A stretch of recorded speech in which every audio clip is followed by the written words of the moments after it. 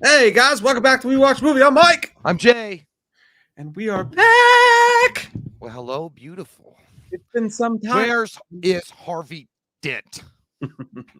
Hey, dude, you know what's funny is I was watching last night. I was watching all these. They had all that. We should have reacted to it, but I didn't think about it. But they had all the suit ups of the Batman's, like the best suit ups scenes. Mm-hmm. 89 Batman is probably the best suit up scene still. I mean, he's on my like. I'd still take the Batman suit, but like as far as suit up scene, that's bad. Like when he's putting the cowl over and then he raises his head and the light reflects from his eyes, and that music comes on. It's fucking badass. It's timeless good shit. Yeah, I'm with that. I like that option very much. That's one of my favorites, indeed. Indeed. Hey, thank you all for being here. It's been what? It's been like 9 days, 10 days. So yes, it has. It's been a while, man. It's been a little while. Thank y'all for coming back. What's up? I'm Chris Hollywood. They call me Stamps, Action, Elijah, Slashboy Mountain, Colton Candler. First super chat of the night, Courtney Reed says RIP to Scott Hall / NCAA brackets that didn't pick St. Peter's. Yeah, well, yeah, that's us. Yeah, fucking bullshit. Did you even fill out a bracket? I didn't want to. Yeah, because I knew we were going to lose to St. Peter's. I tell you what, man. I had a we were all in a group chat. My brother Mike and I were, and that was like some of the most painful like experience I've ever watched. That's why I have to. My blood pressure goes through the fucking roof, dude. I can't. I was pissed as shit. I was like, "How are we losing? God damn!" Yeah, I was at volleyball. We had to play like right when the game started, but I'm like, St. Peter's, we're gonna be fine. Got done about halftime and saw a score and was like, oh God, what have you done? This is gonna be a long night, and it was. And then the Packers traded Devontae Adams in the same night on St. Patrick's Day, so I just got fucked up, you know. I was so mad. You know, good for them. They won. They outplayed us, and good for us, or good for them. But I mean, whatever. We should have. Fucking St. Peter's, dude. They probably suck on them. They suck on Peters.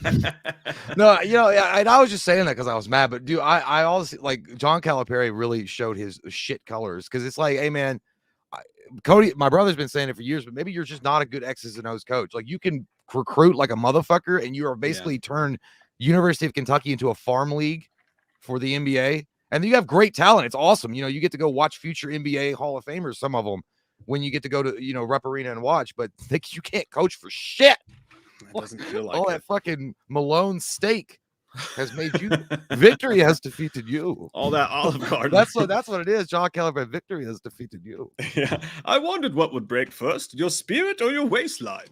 Merducio 80, thanks, buddy. I created you guys on WWE 2K22, and you guys are the tag team champs. That's nice, man. Hey, thanks. Right. You know, that's not the first time we've ever been created in WWE 2K. Some people have made some pretty good ones. You'll have to send that to us on the Twits or the Instas or something.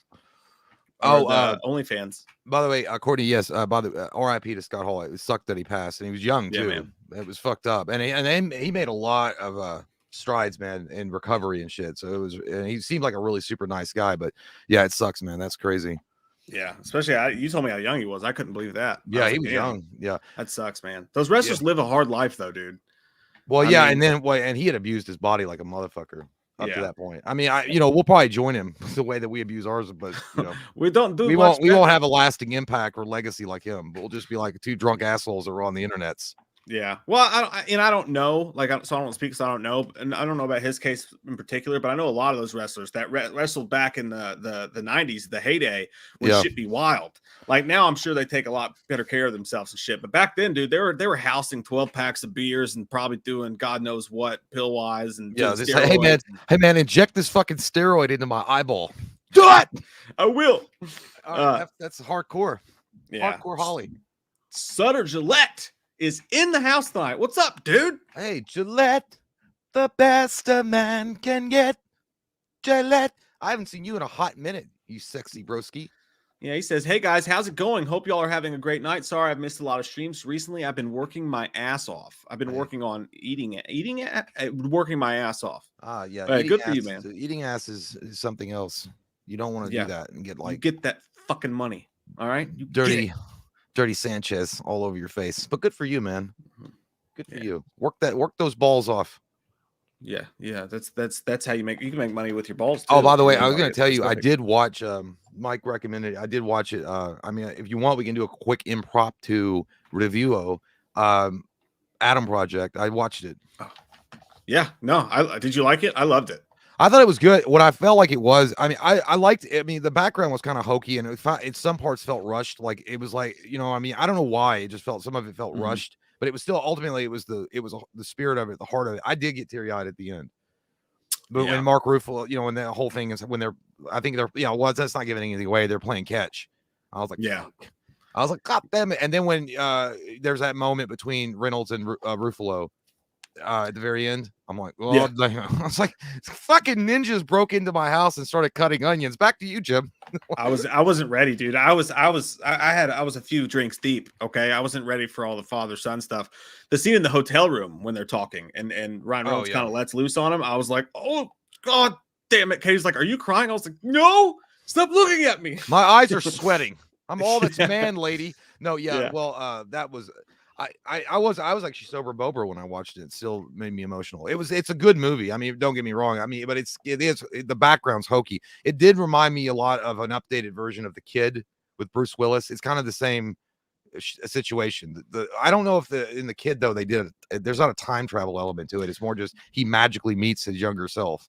Yeah. Well, that director that he's been working with, I don't remember, it's the Levine, maybe something. He's got that emotional mix down like a science, like a Marvel science.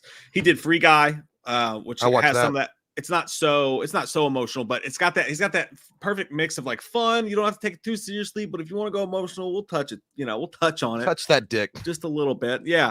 He did like Night at the Museum and shit like that. So, but Ryan Reynolds is fucking awesome, dude. I give it like an 8. I mean, it's worth a watch. The only thing I didn't like about it was, like, again, it's like sometimes the special effects, sometimes it was just too much special effects. Like it was just way too much, and it looked very super CG, but the acting made up for it, and then the heart of the story was the best part. Now it's funny too, if you notice that the Ryan Reynolds was in that with 2 MCUers, Zoe Saldana and Mark Ruffalo.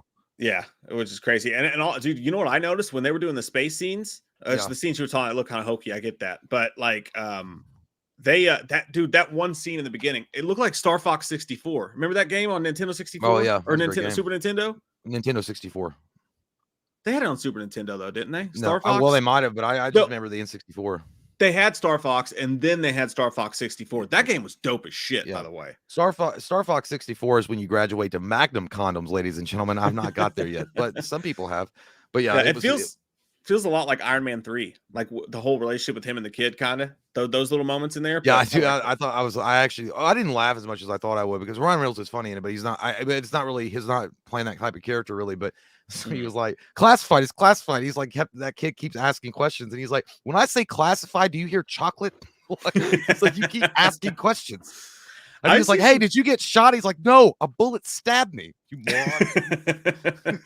Yeah, dude, I've seen some people complain that, like, ever since Deadpool, Ryan Reynolds has never stopped. Like, he's Deadpool in every single movie. And I'm like, no, you guys have it completely backwards. Ryan Reynolds has always been Deadpool. This is always the characters he's been. The thing that people overlooked about him was his dramatic abilities. Like, he is an amazing dramatic fucing actor. Yeah, like he can. When I watched Barry, dude, that was the first time I was like, that motherfucker coming to his own. Next time I recommend you buy American. Yeah. That, for a lot of people who watched it was, but yeah, he's a fucking awesome actor. He's underrated. Well, it's funny also, they have a reference to Deadpool in the movie. I'll let you guys figure out which part that is if you guys get a chance to check out the Adam Project, because it's pretty on point, and it's funny because Ryan Reynolds makes it like goes whole.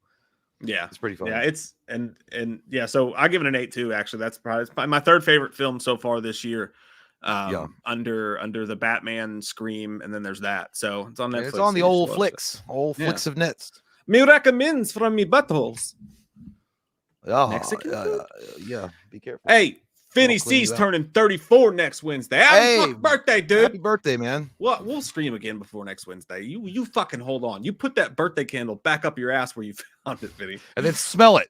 Yeah. I mean, light it. I mean, don't do any of that. Have a good You light it, I'll smell it. Have a good I'll blow your ass. What? 34th birthday. Congratulations. You've made it.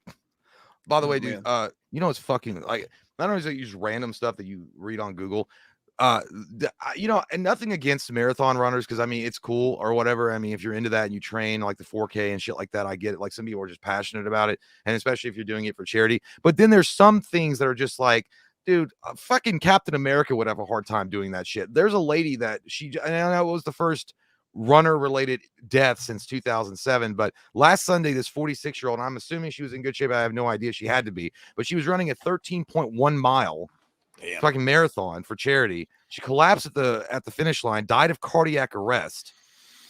And she had 3 kids and a husband and shit like that. I'm like, 13.1 miles is pushing it. Like, these aren't fucking Navy SEALs. I mean, I like charity and shit, but can't you just do the same amount for 3 miles or 2? And 13 is a bad luck number. She was 31. 46. Oh, she's 46. Yeah. Yeah, I hate stories about people. I just wanted to, have a feel-good story as we're starting this off. Yeah, thanks, dude. But no, I mean, it does. You're saying like it just makes me like it's like 4 miles. Okay, 6 miles. What the fuck? 13.1 is like holy shitholes. People do like 20Ks, I think, right? I know. Like, I'm saying like it's too much. Ones. Like you're not the Flash. Stop. But they train for it like all year long, though. I think a lot of people do. So I don't know. But yeah, I'd stick to the 5Ks. I mean, I could say I train all year long, but there's no way I can bench press 500 pounds when I get to it. I'm like, that's just too much. I'll blow up my beer fest. Yeah, beer fest. We would win beer fest. No, we probably wouldn't, because they have to do that boot thing with the swirly. Hey, I put on TikTok, by the way, the video of you trying that Bud Light Next. Yeah, shit's funny as shit, man. Funny as hell. If you guys don't know, we have a TikTok. So that's really nasty. You guys should not. Yeah, it tastes like spritzer water. Fuck Sprite and then shit out like some terrible like RC cola, or like diet. You know what it is? It tasted like diet, like I think it's Diet Right, or like that cheap off-brand stuff that you would get at like Save-A-Lot or something when you didn't have a lot of money and you'd get like a generic off-brand. Yeah, I paid like fucking $16 for a goddamn 12-pack. I couldn't even finish. They took you to the park, sir. They took me to the bank, the blood bank. Yeah, did you hear those reports about Seagal a few weeks ago? He was fighting on the Russian side surrounding Kiev.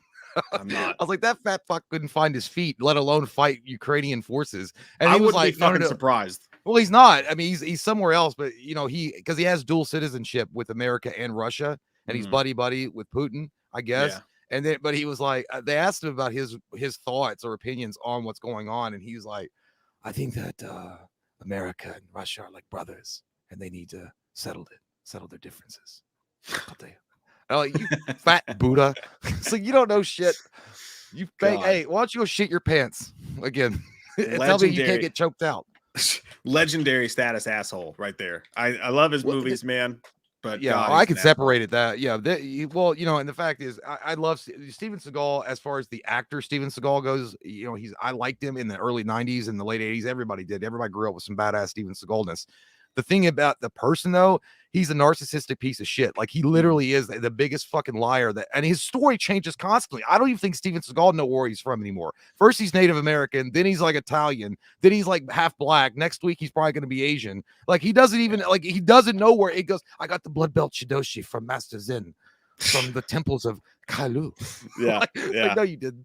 Like, he can heal you with some ancient Indian potions, but he can also play a mean guitar. Dude, he's a double threat, triple threat. I think it was Rob Schneider had said that supposedly, I guess it did happen, that if you spend so much money, like, this is a story about Steven Seagal that Rob Schneider was telling on Howard Stern. He said that they were filming a movie together or something like that. I don't know what movie it was or whatever, but Rob Schneider said that he said that.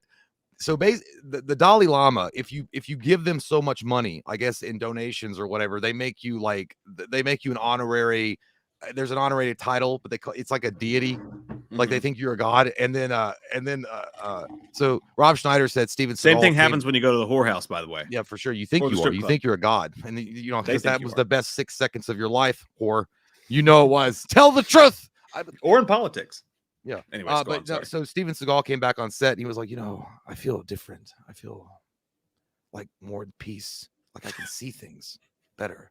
And then he was like, oh yeah. He's like, yes, Rob Schneider's like, yeah, for real. He's like, why? And he was like, the Dalai Lama has made me a deity.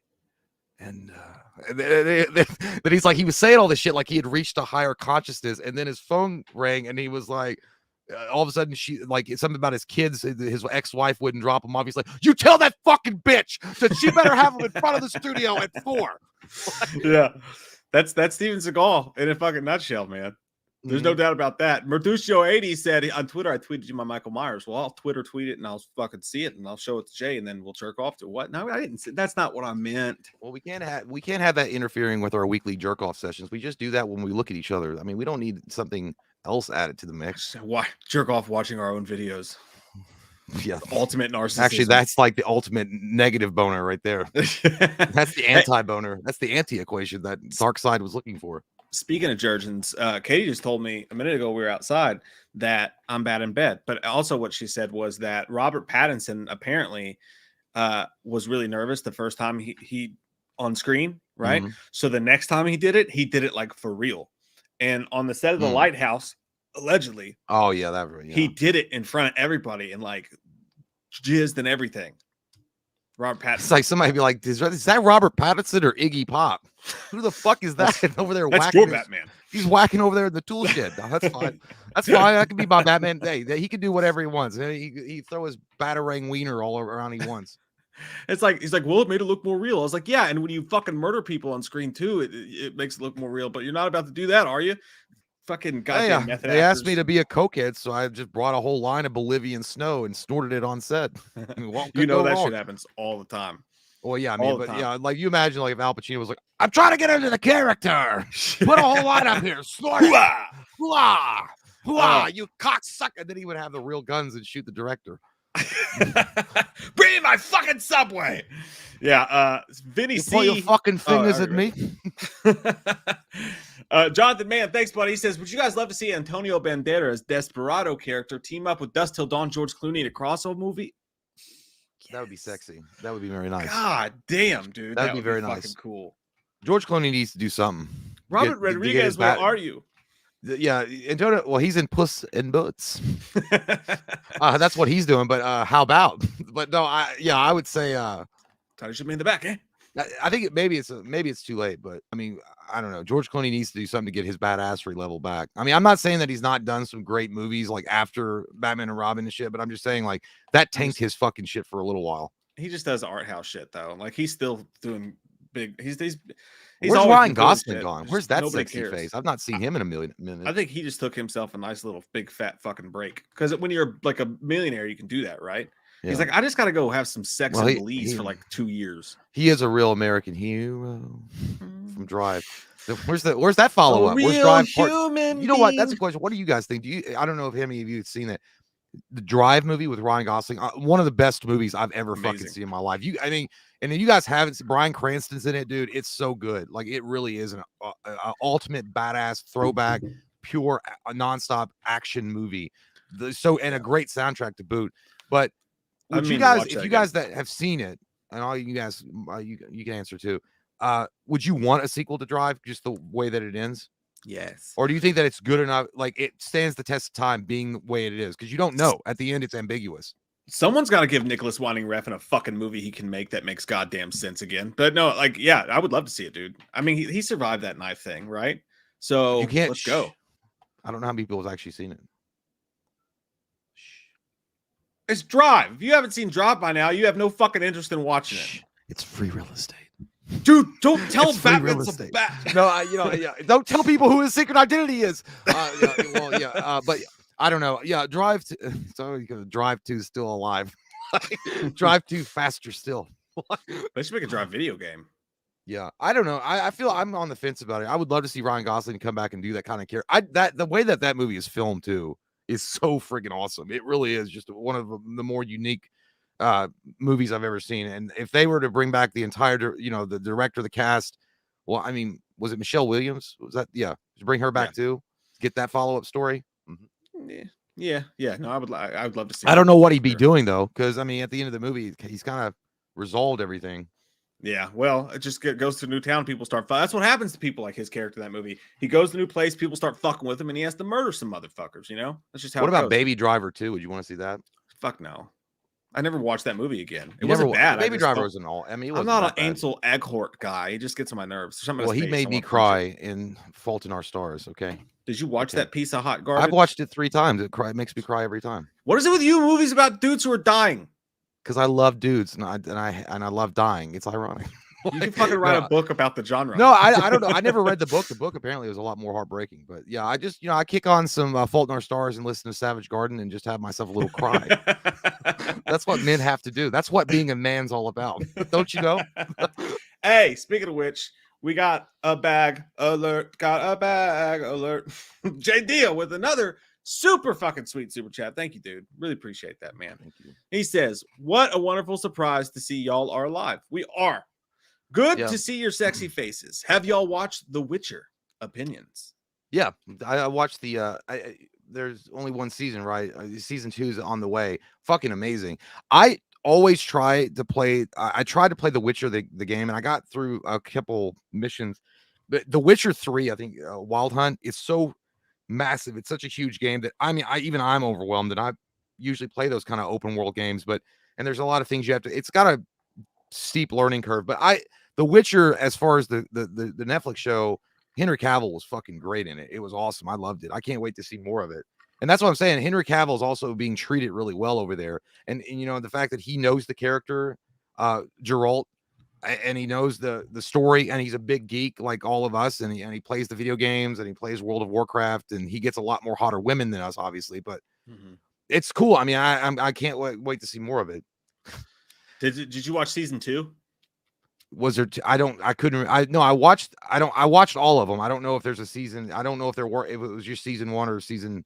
Maybe there was 2 seasons. And I watched both of them. I'm up to date. It's been a while. I did not watch it. I watched the first episode and I enjoyed it. I can't do fantasy stuff, man. Like I just can't get into it. I'm sure. No, I love. By the way, you get to see Henry Cavill in a bathtub. Almost. I mean, I think he is naked. You see his beautiful pecs with his spattering of muscle and hair. I can get all that. I can get all that in Batman vs Superman. Remember that tub scene? I was kind of like, I gotta go to the bathroom real quick. I'll be back. Oh, by the way, I was gonna tell you another I was just cleaning it. It went off. I don't know if you guys have watched. I'm sure you guys have, but I don't know if you've seen it. The Boys season 3 trailer. It's gonna get fucking crazy. Yeah, I still not seen season 2 yet. I need to get on that shit. Dude, really the season 3 is going to get wild as shit. And then Anson Ackles, is that his name? Jansen Ackles? I never watched Supernatural. Jansen Ackles, he's going to be, he's in it like as one of the bad guys. I think he blows the Patriot a lot. Like he has sex with him. The Patriot just fucks him in the butt. And it's like, if in the comic books, it's kind of like, he goes, it ain't gay. Don't worry about it. I fuck you in the ass. This is how you get ahead in life. It's gonna get raunchy, but it's also gonna get gory as fuck. The trailer looked amazing. Carl Urban is still a badass. And by the way, Carl Urban, I'm just gonna throw it out there. Carl Urban would have been an amazing Batman. Period. Point blank range. He would have been. I'm 100% in there, and they should have made Dread 2 just to add a little bit of spice. 100%. By the way, you know who they originally wanted? We got the greatness that has been Sexy Affleck. I mean, for sure, but they wanted Josh Brolin, and Brolin would have rocked the shit out of that too. He would have been a great fucking Josh Brolin, man, you got it. Okay, now again, I'm glad we got Affleck, but Brolin. No, yeah, but if you imagine, I know I'm glad too, but if you think of Josh Brolin's a big burly motherfucker, he's also seasoned actor, really good at storytelling, conveying emotions. Him under the tutelage of Zack Snyder as Batman, I'm not saying that Ben Affleck didn't do a really good job. Obviously, everybody loves him for the role he portrayed, but I just think there's something about Josh Brolin.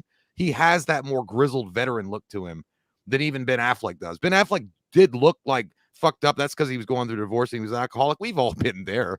But I'm just saying, but Josh Brolin literally does look like a grizzled veteran that smokes cigars and said fuck you when you tell him you have to wait in line at Starbucks. It's like his line in No Country Old Men. You keep talking to me like that, Catwoman, I'll take you in the back and fuck you. Yeah, well, I thought he was a great Cable. Yeah, he was. But but the thing is, I also liked that when they were gonna get the guy from the guy that with the turkey squirter fucker. What's his name? Stephen Lang. Stephen Lang would have been good too. Mel Gibson would have been good. Mel Gibson would have been great. Yeah, but Brolin was good too. By the way, before we get into this count, I watched another movie, by the way. Did you ever watch Deepwater? Speaking of Ben Affleck? I did not, because I had read the reviews on it. I was like, no. Oh yeah. I just got to give a quick review for that, dude, because holy shit. If you guys watch this, it's on Hulu. It's done by the Indecent Exposure guy, Indecent Basic Instinct. That guy. Yes. The guy who knows where I live and breathe.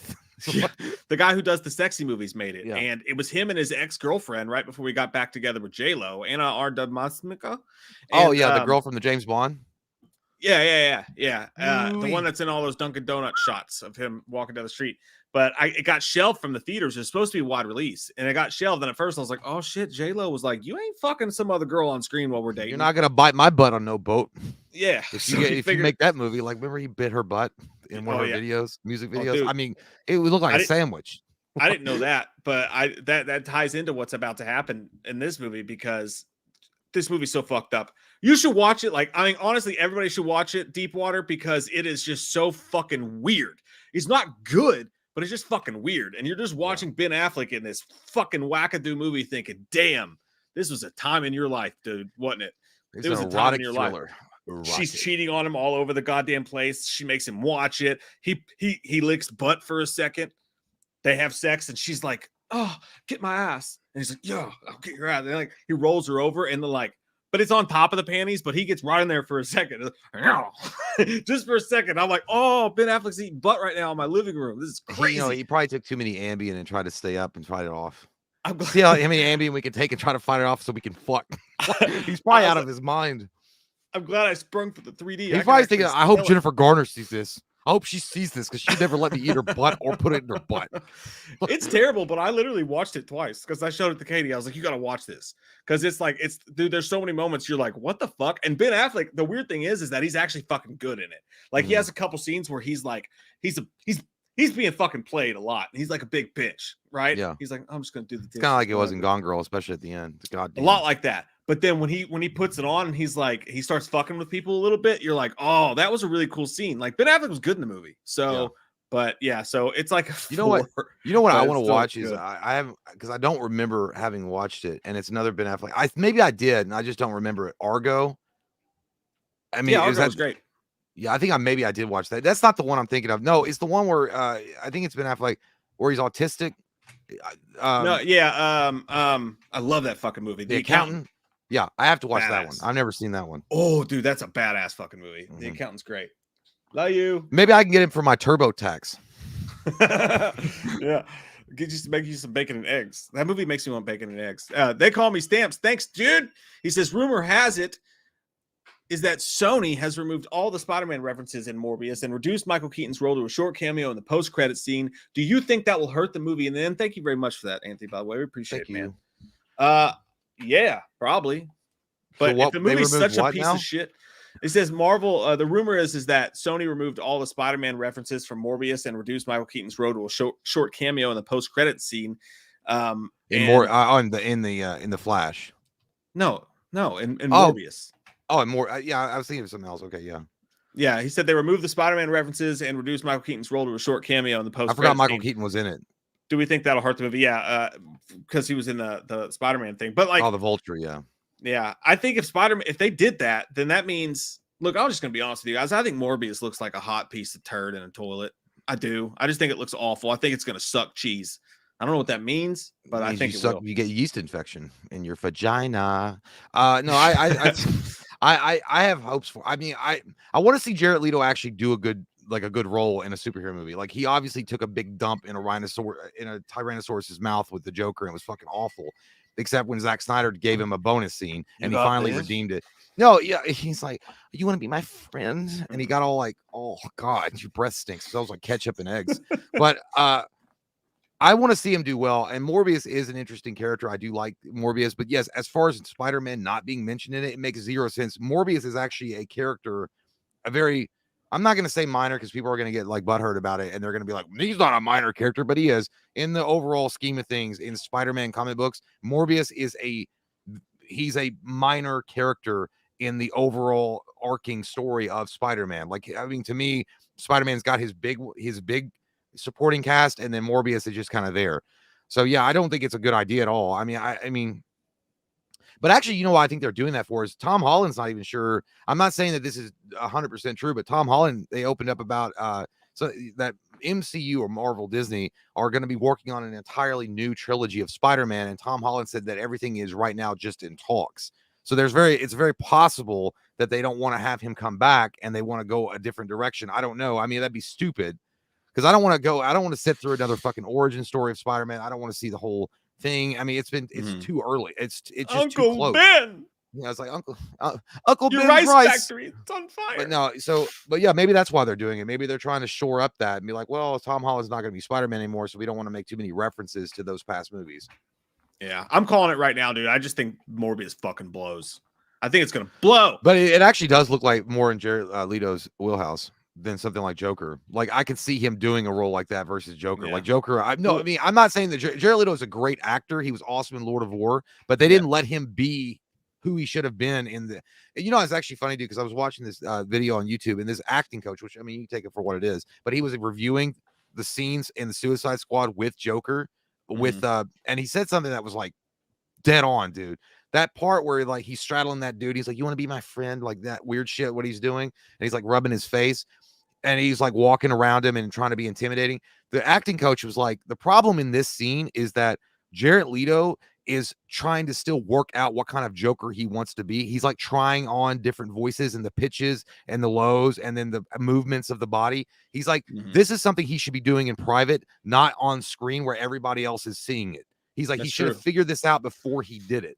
I do think that movie's not. I'll give Jared Leto all the shit in the world because he's a wild and crazy guy. Yeah, he lives out in the desert and sucks on like desert sands. I don't think that Joker was his fault, man. I think that was a poor stylistic choice to have him with the tattoos and all that shit and being like a gangster. Well, the way he looked, yeah, but I mean, as far as his acting ability goes, I mean, I don't know how you overcome that. Well, you know, the problem is that I just think that the acting coach was saying like the script is written, it's still a blank form, and you've got to take that off the paper and make it something that's like real life. But all he was saying was basically that in that particular scene was that Jared Leto had not made up his mind about what kind of Joker he wanted to be. So I was like, obviously the director was off, like as far as the writing of it. But and here's the other thing too. Look how good he was in the Snyder Cut. Like, look how good that was. And I think the reason is, dude, is because I think, and I like Snyder was like, wipe that shit off your face. We're not gonna do that. Take that damn thing off. Take that damn thing off, Michelle Mabel.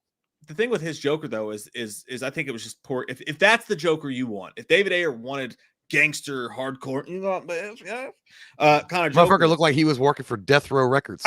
This is like the guy at Taco Bell that asked if you want to check out a SoundCloud. And he's got like he's got prison tattoos. You're like, yeah, I know. I'm spitting my food. But if you think gangsters, like, no, it's dude, you don't understand. It's supposed to be gangster Joker. It's supposed to be gangster Joker. I'm like, cool. So you got Jared Leto? Like, when you think gangster, do you think Jared fucking Leto? He can play psycho, crazy, weirdo, fucking white dude, but you want him to play gangster? Like, well, I think of Ice Cube, but I don't think that's going to work either. I don't think that's going to work out if they put him in Joker. The close thing he came to that was his role in Panic Room. You remember that when he had the cornrows and shit? That's just the whole thing. He just again, I'm going to go back to David Ayer. He's a good director too, and I don't want to take a dump on him too much. But the thing is that particular vision of Joker looked like a crackhead at 7-Eleven. I mean, that's just standard crackhead at 7-Eleven asking if you got change so they can go buy a pack of cigarettes, but really they want another hit of crack, and they're only a couple nickels short. So yeah, I just don't. I just think that Jared Leto is gonna. I feel like Morbius is more his style. I think Joker was just too much for him. Like, look at someone like Heath Ledger did such a bang up job and like set the standard after Jack Nicholson. Jack Nicholson was the original bearer of the standard, and then Heath Ledger comes and redefines the whole thing. Joaquin Phoenix comes in and does his own thing, but he's able to do it because he's such a seasoned actor. Jared Leto was just not. And I know people are going to say, well, what about Dallas Buyers Club and how great he was? I'm not saying he's not a good actor. Obviously, Jared Leto is an amazing actor. He's a very talented actor, but I just don't think that Joker was the right role for him. Yeah, not in that. I think he could be a good Joker, but just not that Joker. Yeah. Dark Light says Jared Leto best role ever, Requiem for a Dream. He was fucking great. That was really good. That's a sad ass fucking movie. That makes you want to do heroin. That movie's sad as fuck, dude. It drives a man to drink. My headphones are all that Requiem for a Dream soundtrack, woo-wee, some of the best ever. Yeah, there's some good shit in there. All right, enough fucking panty grabbing, panty sniffing, panty. Did you touch my panties? No one gave you permission. Just want to let you know, if you did, you're barking up the wrong tree. Yeah. What's up to now? Okay, we are gonna do box office rematch. Now we missed February, so we're gonna go through March 1st, and then if we have time. which is probably unlikely at this point. We'll get to a couple February ones that I have laid out. I have them there, I call them keepers. But like, we're going to start with March 1990.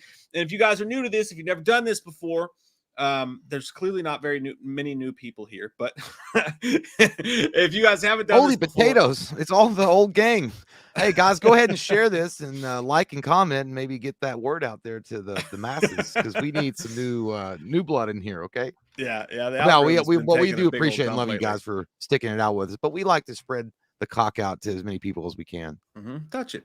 But all right. So what we do is we start with a month that we're in. So we're in March, right? We go from 1990 all the way up to 2010. Every year won't be in there because some of them had shitty. And what I did was I went back and I pulled out the best movies playing that month. So what we're gonna do is we're gonna go back to 1990. We're gonna open the fucking newspaper where your dad's smoking his pipe and look at the ads in the newspaper and pick what we're gonna go fucking see today. My dad didn't smoke at all. My dad probably smoked a pipe once and then coughed. He was not. My dad smoked a cigarette, a Winston 100, and wore a white suit and looked like he was in the mafia. So. But I'm gonna. Oh shit. Oh no. Okay. So I'm gonna put this in here. I'm gonna put it as a poll. You guys are gonna answer which of these movies would you go see if we were in March of 1990 right now. Which movie do you see, child? Afternoon Delight. Okay, so the first movie is going to be Hunt for the Red October. Hunt for the Red October. That movie right there, holy shit. Hunt for Red October in March. It's not even October. House Party. Fucking awesome. By the way, that shit was hilarious back in the day. Or like House Party that. Full. Shut the fuck up. Do you think House Party, like, do you think it aged well, by the way? I like House Party, but I like Kid and Play better. And I always get those two kind of confused for some reason, because Kid and Play is the one where they Blade Brown and all that shit. Yeah. And then Pretty Woman. Cookie Woman. Yeah. And then finally Teenage Mutant Ninja Turtles. That's it. Was out in March of 1990. So which movie do you see? Hunt for Red October, House Party, Pretty Woman, or Teenage Mutant Ninja Turtles? It's Teenage Mutant Ninja Turtles, right? Yeah, you're a claustrophobic. Hey, you want to punch in the mouth? I never even looked at another guy before. I know it's a different movie, but I fucking love, my favorite fucking scene of all time is when in Teenage Mutant Ninja Turtles 2, Secret of the Ooze, when they're fighting at the beginning and Donatello pretends to be that the stuffy thing, and he's like, yeah. I like in the first one though, when the Foot Clan pushes Donatello's head into the fish tank, and then he comes back and goes like he squirts water at him. By the way, some of the best puppeteering ever, like that. Those costumes were fucking dope as shit. It looks so good. In the end, it looked amazing. It's fucking crazy, dude. People are talking about, oh my goodness, oh my gosh, Scream and Halloween are having a sequel come out like 1 year right after it released. Are they rushing it? They did this movie in 1990, Teenage Mutant Ninja Turtles, and then only a year later, in March the next year, they had Teenage Mutant Ninja Turtles 2 ready to go. A year after that, they had 3 ready to go. So, and they did completely different like directors and all that shit. Yeah, and I would say that the not to mention that how they were going to get the puppeteering thing to work, and how they were going to do all that shit and make the eyes move and the mouth move and make it look realistic to convey emotion. I had the great Jim Henson working on that as well, but they had to do choreograph stuff, and then they had to get the real guys, like they were going to do the martial arts in the suits. And I don't know. Yeah. So, and they could do it. If they could do it, then everybody else can do it. So shut the fuck up. That's what I'm saying. Like, look at this new TMNT we got. Like that fucking CGI goddamn cartoon that they fucking made. That shit looks like Windows 12. Like Windows 12 graphics. The puppets weren't perfect, but by God, they were pretty fucking close, man. I loved it. That was the one I didn't even mind the new. I mean, I don't think it's nearly as good as the original, the OG TMNT, but the new TMNT is fine. I just think that when I heard they were going to make a new one, I was like, oh man, I hope they bring back the practical puppet shit, and they didn't at all. It was all straight CG. I'm like, fuck you, Michael Bay. Once again, you put it right in my butthole. You get your ass out there and you find that goddamn dog. By the way, Corey Feldman voiced Donatello in the first one. I'm loving the quotes from the chat too. Dark Light said, "They took Splinter." Dude, did you see his mouth? And he goes, Splinter. Splinter. She's like, what's wrong? He's like, Splinter. And he's like, I mean, I would invite you guys in for a bite, but all I got is like some leftover pizza. Let's go for it. Solo pilot with a pizza dude's got 30 seconds. Oh yeah, dude, that's the greatest right there. He's like, come on. He goes, 114 and 8. 114 and 8. He goes, you're standing on it, dude. Wise man say never play full price for late pizza. He was like, it's a 10. The tab's 13. He's like, well, yeah, he's like, wise man say forgiveness is to find, but never pay full price for late pizza. And he was like, I gotta get a new route. Yeah, dude. What the heck was that? Looked like a giant turtle in a trench coat. Clinton says ninja vanish. That's how you get out of it. That's you say ninja vanish when you're like maybe meeting up and it's a blind date and she looks like Rosie O'Donnell and she's waiting for you, like ninja vanish.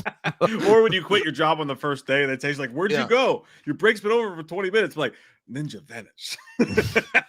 And then send check to home. I always like that part at the end though when Splinter was like, yes, it is I, Oroko Saki. And then he was like, for when you die, you will die. And then Shredder throws that knife. He goes, without honor. He's like, dude, did you guys notice that when he falls off the roof into the back of the garbage truck, it's the most manly scream of death. He's like, oh, that's when he was like rushing him. So you gotta understand crumpet before you understand cricket. And then JT goes, Jose Canseco bat. Tell me you didn't pay money for this. I have a message for you, Miss O'Neill. Shut it. I love it when I do that to my fiance. No, I'm kidding. I don't do that. I just punch her. Not an open hand slap. That's just stupid.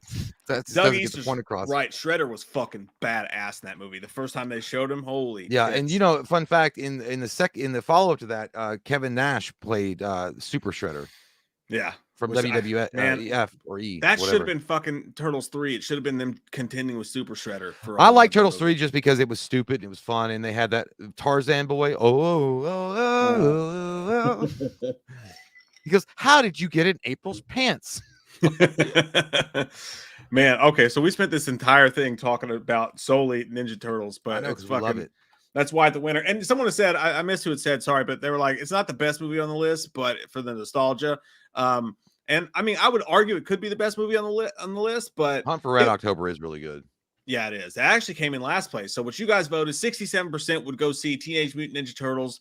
15% would go see Pretty Woman for the Richard Gere, Julia Roberts. Goodness. She is wearing thigh highs. 10% for House Party. I got to rewatch that, dude. I used to love that. I can't remember it. And then 9% for Hunt for the Red October in last place. Actually, they tied the last second there. So that is what... Get in the car, guys. We're going to see the Turtles. Fuck yeah, we are. Let's get our shell shock on. Do you remember in the video games when you got killed or whatever? He goes shell shock. Yeah, I hated that. It pissed me off because it's like I'm hurt. Leonardo was the way to go on that game, by the way. Merduccio 80 said the actor that played April in the second one was in a Wendy's training video I had to watch when I worked there. That's fucking crazy, dude. Yeah, she was totally a different actress from the first one. Yeah, I think so. The first one wanted too much money or something. Yeah, something weird. Darklight said, "Did you know Trauma? Did you know Trauma, who did Toxic Avenger, were going to make a Ninja Turtles R-rated?" I'm glad they didn't. That would have been a nasty ass fucking holy hell. Including them fighting naked nuns on skateboards. I mean, I would want to see it, but I don't want it to exist. I want to watch it and then delete it from existence. You know that scene in the original TMNT that came out in the 90s, 1990, is when Michelangelo goes, "I'm in love." When he sees April O'Neil on the TV, if Trauma made it, he would literally have April O'Neil sucking his turtle dick. Be Robert Pattinson. It'd be weird. Yeah. All right, let's move right. We're gonna have a tadpole. Right into March of 19. What the fuck? 91. Okay, so I guess 91 didn't have very many good enough ones. So we're going to go to March 1992. This one's going to be a little bit closer, a little bit. Actually, for me, I know what mine is, but okay. Let's see here. It's March of 1992. What do you see? Lawnmower Man? I have seen the face of God. Probably not. My Cousin Vinny? Oh, what the fuck is a grit? Basic Instinct. We were talking about that earlier. Yeah. You want to get your boner on? It's a good movie. And then finally, White Men Blow Their Own. Can't Jump. Oh, I love that movie. Oh, Can't Jump. Yeah, it's White Man Can't Jump for me. Get out of here. It's easy for me. White Man Can't Jump, dude. Even though my Cousin Vinny is up there too, though. My Cousin Vinny is like one of the best Joe Pesci movies fucking ever. But White Man Can't Jump is really funny.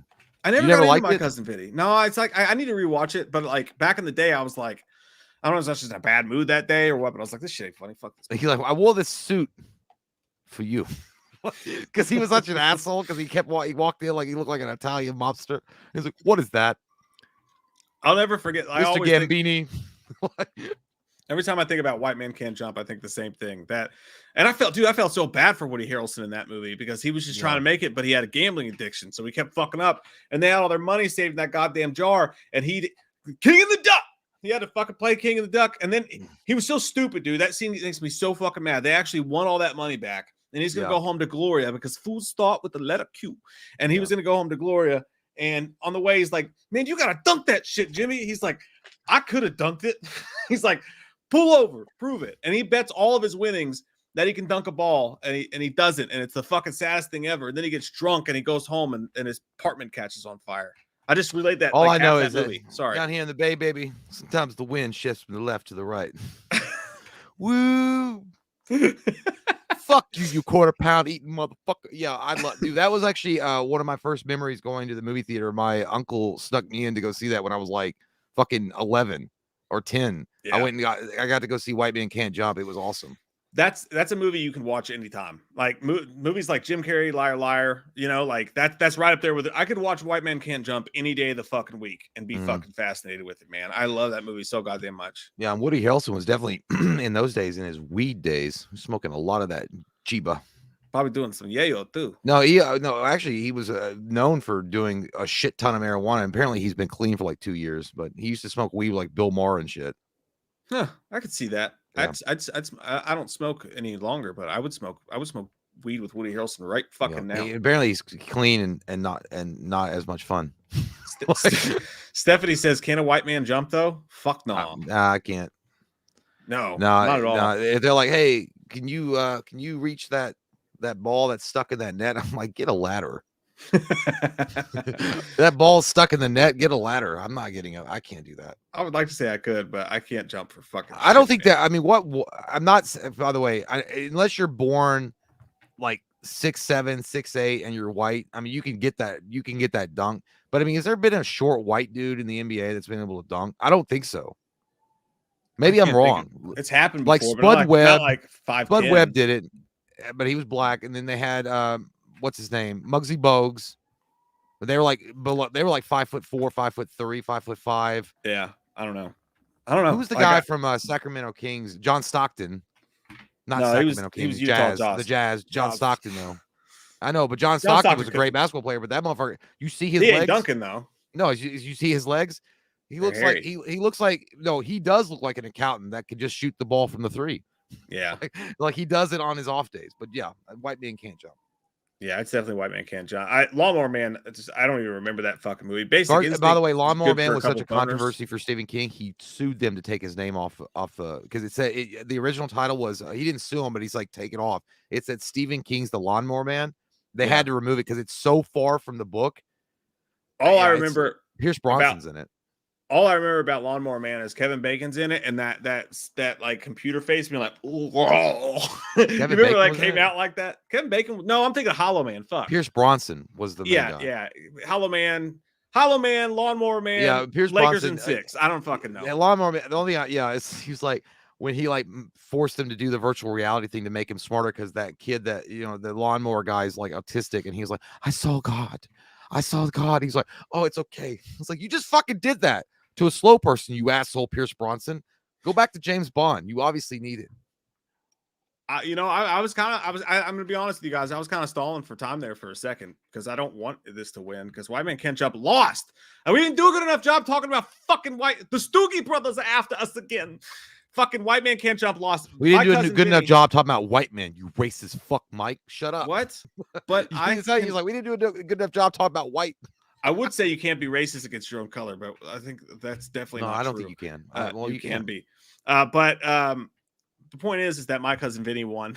My Cousin Vinny is an incredible movie. It's really good. I mean, I mean, that would have been my second. Well, based on your all's recommendation, I will go back and rewatch that movie again. It's been far too long. You know what I like better though? If My Cousin Vinny, Men? Yeah, I love Men. Love that dick. The Super, Joe Pesci. The Super is to me better, but I like My Cousin Vinny. It's got some Ralph Macchio in it, and I don't know. My Cousin Vinny is, you know what it is? My Cousin Vinny is more cutesy fun, and then the Super is more like dirty, like fucking raunchy Joe Pesci, which I like. He's like, give me the writ, give me the writ. Fuck you. I think if you want comedic Joe Pesci, you're gonna go the Super. If you want serious Joe Pesci, you could pick between Casino or Goodfellas.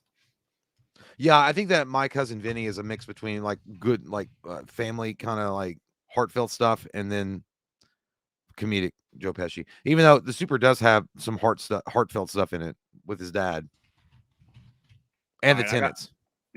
I got a tough one for you, dude. This one's a lot tougher. It's March 1995. What are you going to see, guys? Are you going to go see Outbreak? Dustin Hoffman?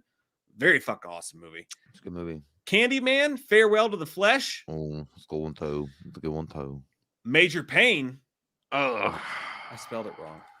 Major Pain, sir. Killing is my business, and business is good. Go ahead and uproot yourself, my little Brussels sprouts. And finally, Tommy Boy.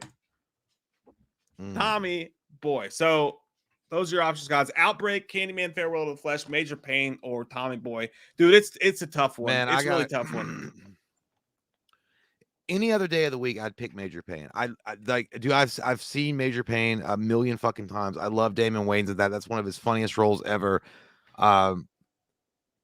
Because I see you and Cujo got a little attitudinal readjustment problem. We're gonna fix that up quick, wet, in a hurry. Boy, I am 2 seconds from being all over you like white on rice on a paper plate in the middle of a snowstorm. But I love Major Pain, but I gotta pick Tommy Boy. Dude, like that's what set the Chris Farley, David Spade, the dynamic between those two, the whole movie itself, the Rob Lowe, the weirdness, the whole fucking. He's like, we're gonna go cow tipping. Oh yeah, what do we do? He's like, they fall over. And it's just, I love the stupidity of the whole movie. Like it was great, and then it also had a really good, heartfelt thing in it too with his dad. So yeah, I love Tommy Boy. That's another movie, once again, that you could watch any day of the week, no matter where you are, never get tired of it. It's like, Dad, she's like a pin. Like when he shows her, it's always like, come on, Tommy Boy, I got your office for you. He's like, oh, it's got a mini fridge. He's like, you can put tons of soda pop. He's like, he's like, oh, that sounds great. That really upsells the resale value. Melted chocolate on the engine block. He goes, I think we're gonna be okay here. The candy's the thin candy shell. I think your brain's got a thick candy shell. He's like, your brain's got the shell on it. He's like, you talking? It's like, shut up. It's like, I can literally hear you getting fatter. Yeah, he had to catch him. He's like, Tommy, like, is there a window open? I feel a draft. If I wanted to kiss, I would have called your mother. And then I do the chicken wing thing too. It's like, Tommy want wingy. I like, dude. I swear, dude. The one scene that I mean, I was laughing throughout the entire time when I watched it, but the one scene that fucking broke me, dude, because it was so quick, but just like his face. And the way that he looks is when they turn that big fan on and David Spade's like toupee flies back, and then he puts it back on real quick, and then Tommy Boy's like, it looks real. He's like, and then Dan Aykroyd's like, hey, goes, I appreciate what you're trying to do, you and your bald-headed friend. The only kid, he's like, it's like, oh, Richard. He's like, sir, he goes, a little heavy on the pine tree perfume there, kid. He's like, sir, it's a car freshener. He's like, great, you've identified it. Next step is washing it out. For your sake, for your children's sake, I recommend you buy from us. Hey Richard, does this tie make me look fat? No, your face does. He's like, all right, let's check you out. He's like, oh, he pulls off his face, like, oh, it's a clip on. He's like, oh, you think? I think he was watching Spanktravision. Like, what's your favorite little rascal? Is it alfalfa? Is it bank thinner. Oh, dude, I love it when he walks up to that girl too. He's trying to act all cool. He's like, "Hey, do you know where the weight room is?" When he was like watching, he's like, "Oh, mamacita, daddy, like." He's Oh like, no, you're bad. For the love of God, please don't stop. Oh, there, those are real. Oh fuck, what else was on this list? Oh yeah, Major. I do love Major Payne though. Like that's like That's really maybe good. the second or third movie I ever bought on VHS. By the way, What? directed by Nick I didn't Castle. say families don't break up. Don't you watch Oprah? You want a raffle? Ain't no need for name calling. Hey, you want me to take your mind off that pain for a second? Or whatever it was that he said. He Oh, that's what it is. Yeah. And also, it'll make you do that movie. Even though they gave him the shits, it always makes me want a pink frosted cupcake. It just looked really tasty. Do you remember? I don't remember that kid's name. Maybe it was Shermanator. No, it was Shermanator. The weird, he's like, what the hell was that? You little freckle faced cartoon. He's like, did I give you permission to sneeze, Opie? And then he was like, what are you, deaf, musclehead? And he's like, yes, sir. Actually, he is deaf. And he's like, oh, that's 20 more for speaking out loud. He's like, okay, Mr. Handicapped Man, you do sign language. Do you read lips? The next time that you don't answer me, I'm going to put my foot in your ass. Is that clear, dummy? He's like, do you, sir? I forgot about that. Oh shit, man! Like, yeah, that's a tough vote. It's gonna be second for me for sure. Yeah, I'd go Tommy Boy, Major Payne, Outbreak, and then Candyman. Outbreak was fucking awesome, by the way. And if we all just lived through COVID, I think a lot of us probably rewatched that movie through COVID. Dustin Hoffman was amazing in that. Renee Russo was fucking awesome in that movie. The movie theater scene, I probably think about that like twice a week. Remember when they're in the movie and they're like, and then you see like the spritz. Yeah, and it goes, you dirty assholes. I'm dying. You know what I hate the most is like Dustin Hoffman took his fucking mask off. It's like, don't die for that, bitch, Dustin. Save yourself. Let's see what you guys say about this shit. Tommy Boy wins 54%. Major Payne in second place percent. 24%. Candyman comes in third though, 13%. That's a good movie. Tony Todd's amazing in it. At 9%. Farewell to the Flesh. That was the second one. Yeah, Farewell to the Flesh that was okay. That was okay. It was no first one. They expanded a little bit more on his backstory. The first one, though, is great, man. Tony Todd really established himself. I mean, that's why imitators are going to be imitators. I'm not saying that like the new one isn't good, but Tony Todd, I think they could have used Tony Todd in the new Candyman and just CG'd his face. They fucking should have. I mean, the other guy was great, but I still, he would have been fucking awesome. Let's catch on with super chats real quick, and then we'll take our PP breaks. Yeah, I gotta go. My shit needing it. Peaky gotta go. PP. Richard. Ashley Smith. Richard. I've never seen one so I gotta say one more. Oh, the deer thing. I've never seen one up close before. He's like, well, maybe if you had leaned over and insult me, it'd still be alive. Shut up, Tommy. This is my fault. He's like, if you had leaned over to insult me, it'd still be alive. He was like, where's Magellan? He was like, where's Stupid? Stupid's here. So remember they were looking at the map. Yeah, he's like, what number was he? He's like 869 or 474. He's like, did I catch a niner there? He's like, were you calling from a walkie-talkie? And he's like, no, it was a cordless. Ashley Smith, thank you so much. Says, just to say I love you guys. Happy to be here for 3 years. Damn, Ashley.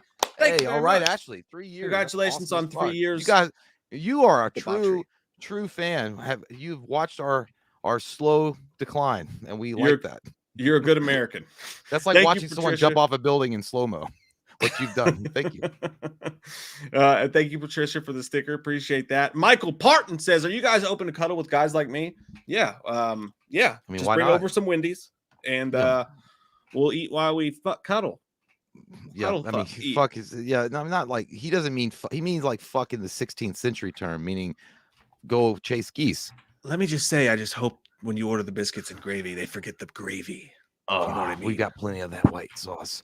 By the way, we've got a pickup truck. We can lay all in the back, go out into the woods, do our own Brokeback Mountain, and fish. Yeah, basically means fuck you in the butt with each other. Berto, I forgot about that. It says Herbie Hancock. John Hancock. It's Herbie Hancock. Hey, I know, because he was taking that test, and he was like, yeah, he's like Herbie. He was like, I got it. It's Herbie. Herbie Hancock, dude. Cameron Gunn, by the way, has been subscribed for like 8 years, and this is the first time he's called a live stream. Hey, Cameron. Hey, Cameron. All right, man. Thank you. Hey, your friends about me. Yeah, dude, that's there's a little awesome, fight in you. I like that. You're gonna love me. All right, you want to pee first? Yeah, I gotta go. Go on and all right. I'll be back. Put your seed in that toilet. By the way, you got to watch Red Dawn, the 1980s Red Dawn. I done synced it. You know, but do you know who the pilot is that gets shot down? Patrick Swayze.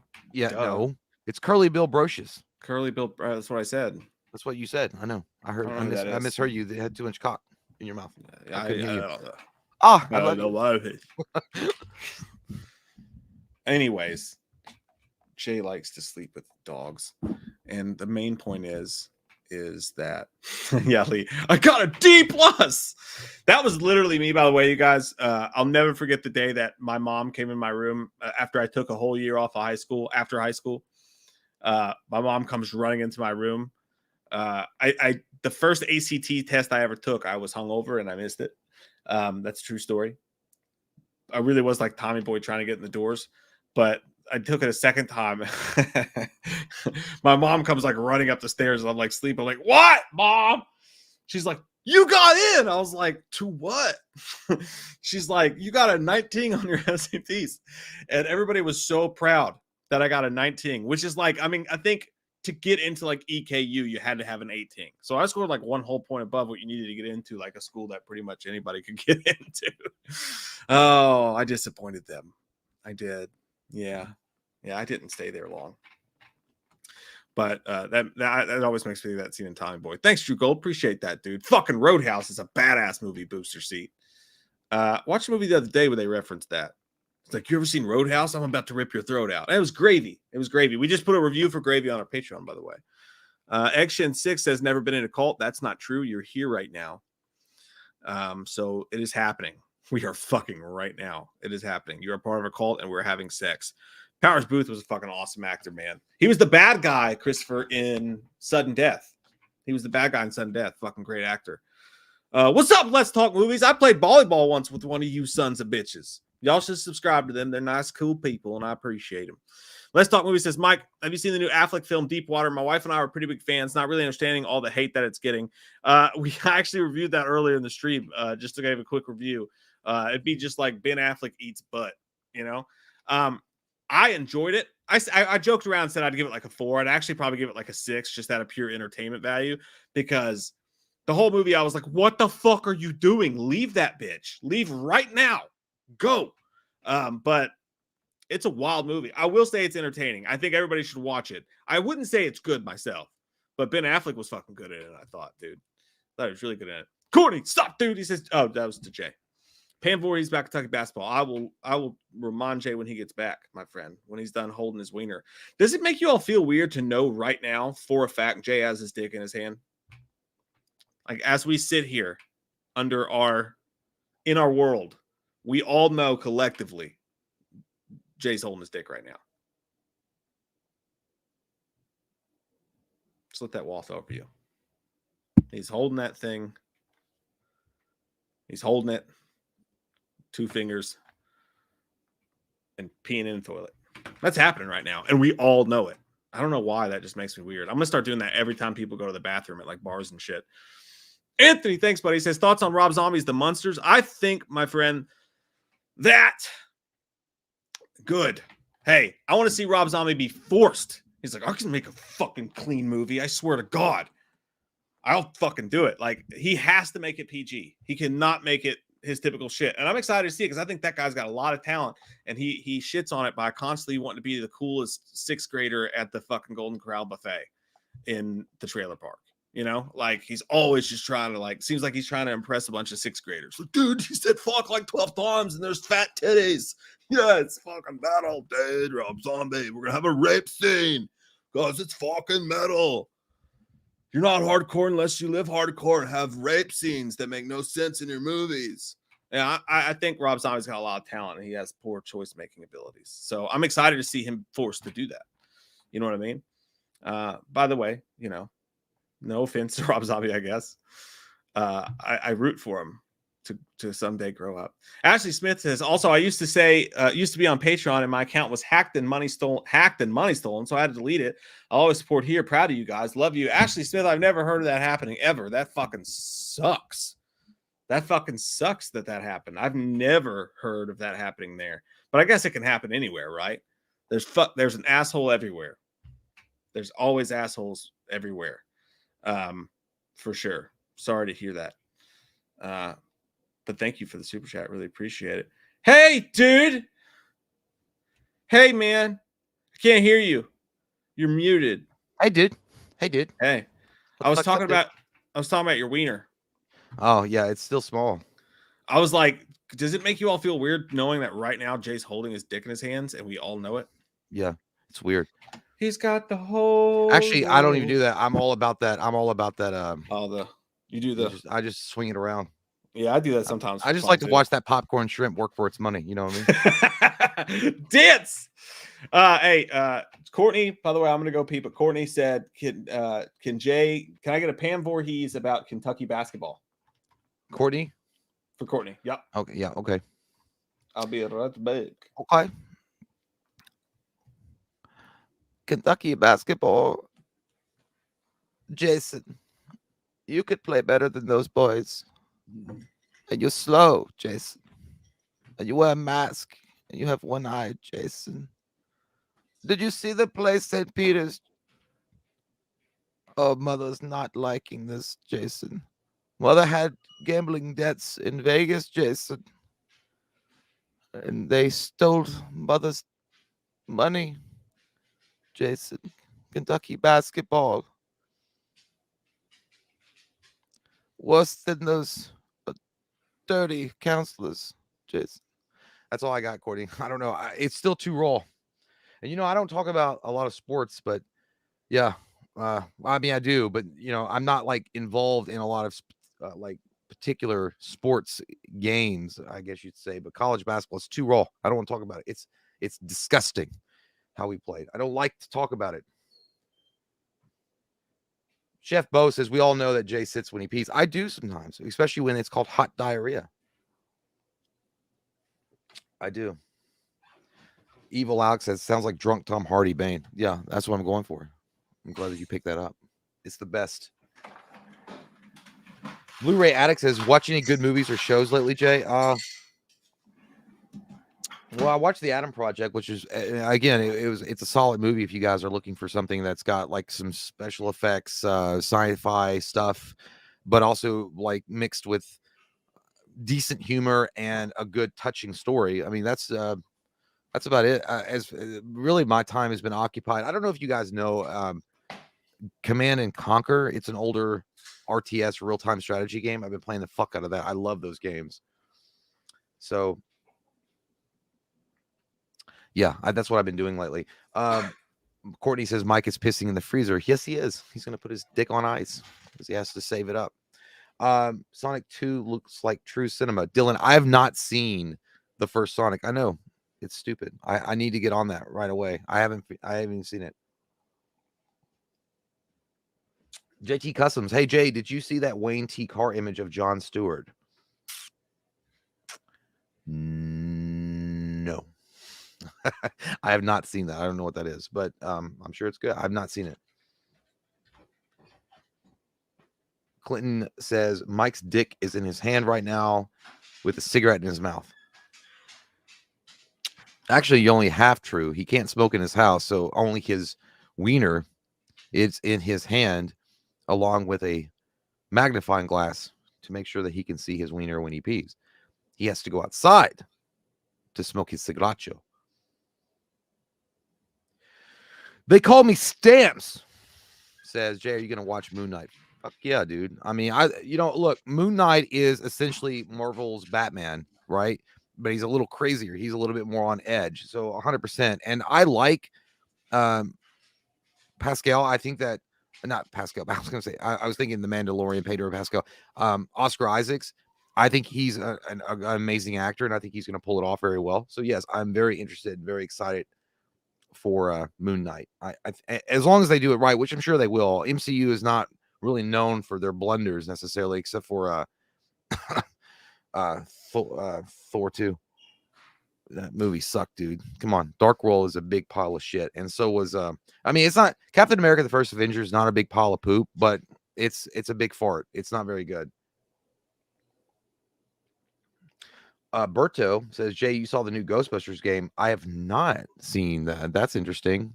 Is it like a full-on, like straight, like the Ghostbusters, the video game that Atari released like 1,000 years ago? If it's like that, I'll definitely watch it. 3 Sheets to the Wind, I'm feeling that right now, says, wouldn't it be awful if you got reincarnated as a tampon? I don't know what's going through your mind right now, sir, but yes, that would be fucking the worst. Holy shit. You must have really screwed up your past life to come back as a dirty ass tampon. Holy fuck. I don't know. Yeah, that'd be awful. Solo Pilot says MCU is a little overrated. I mean, I agree with you to a certain extent. I mean, I definitely think that MCU has got a cookie cut formula for their superhero films, but they do tell good and compelling stories, I guess, and it is all connected, and they have all these like cool little extra credit scenes. I don't know, like it's all right, but I mean, but they do a really good job. But I got to be honest, I'm more of a DC fan. I was a huge Marvel fan when I was growing up, and then as I got older and more experienced and actually touched a vagina and a boobie, I got more into DC for some reason. I don't know. I feel like it's more of they take on more adult scenarios and situations that I like, at least now. So that's just my opinion. My opinion only. Let me get some of these super chats because I don't Stamps, I don't know if Mike got to you on thoughts on the Rob Zombies, the Munsters. And thank you so much for the super chat. I think it's going to be an okay telling of the story. I think that, Rob Zombie, as much as he loves to have dirty beard lice, I think that he respects the material of the monsters so much, and he is involved so well into the lore of the monster. He's not going to fuck that up, not at all. So I think the Munsters, Rob Zombie's the Munsters, I think it's actually going to be, honestly, I'm going to go out on a limb here and say it might be his best movie to date. I mean, a lot of people will say Rob Zombie's Halloween is his best movie, but the fact that he's so in love with the subject material of the Munsters, I think that he's going to do a really good job with the Munsters. You shut the fuck up, dog. I thought you were talking April for a second. I was like, oh. No, we're not in Germany. I just now started getting to the super chat. Someone asked what the I read the Munsters one. The Munsters, yeah. Ashley Smith said they got in and sent money to random accounts. Just my luck. Just wanted you guys to know I didn't bounce you. I'm so sorry. Happy to be here. We love you, Ashley. Hey, we love you. No doubts. Latrell 316 said Jennifer Garner had me crying. Oh, yes. In the Adam Project. Oh yeah. No, that scene was good too, for sure, man. I like that. I like that scene when the little kid, because they were talking about echoes or whatever. And again, we can't give away the movie, but when he gives her a hug, and he doesn't really understand why, and I'm like, yeah, fuck. As a grown adult though, I would hug much more than just her body. I mean, I would hug her loins. Jamie, right? Thank you so much, man. Really appreciate that. It's good. Hey, it's good to fucking see you, Jamie. Love you, dude. Jamie, Jamie writes in this bitch. Holy shit. He said, so y'all made me get out the director's cut of Perfect Getaway, and sadly, the ending is no better, but I'll always be a fan of that movie. I'm with Mike. I just like vacation horror. Terestas always gets a pass. Miss you, dudes. Miss you too, man. I haven't seen Terestas. I'll add that to the fucking watch list too. I need to watch that. Jamie, you're in a dark place when you watch that movie. I'm going to give you a pass on what you say.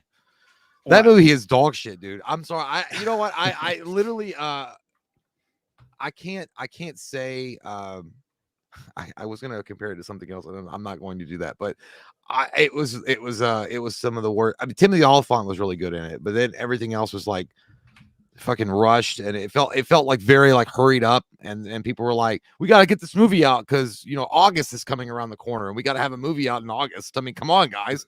Like, what happened? It's like, I don't know. Like, so and so like thinks they're gonna take over like the identities of some, but what's their motivation? I don't fucking know. Like, let people figure it out.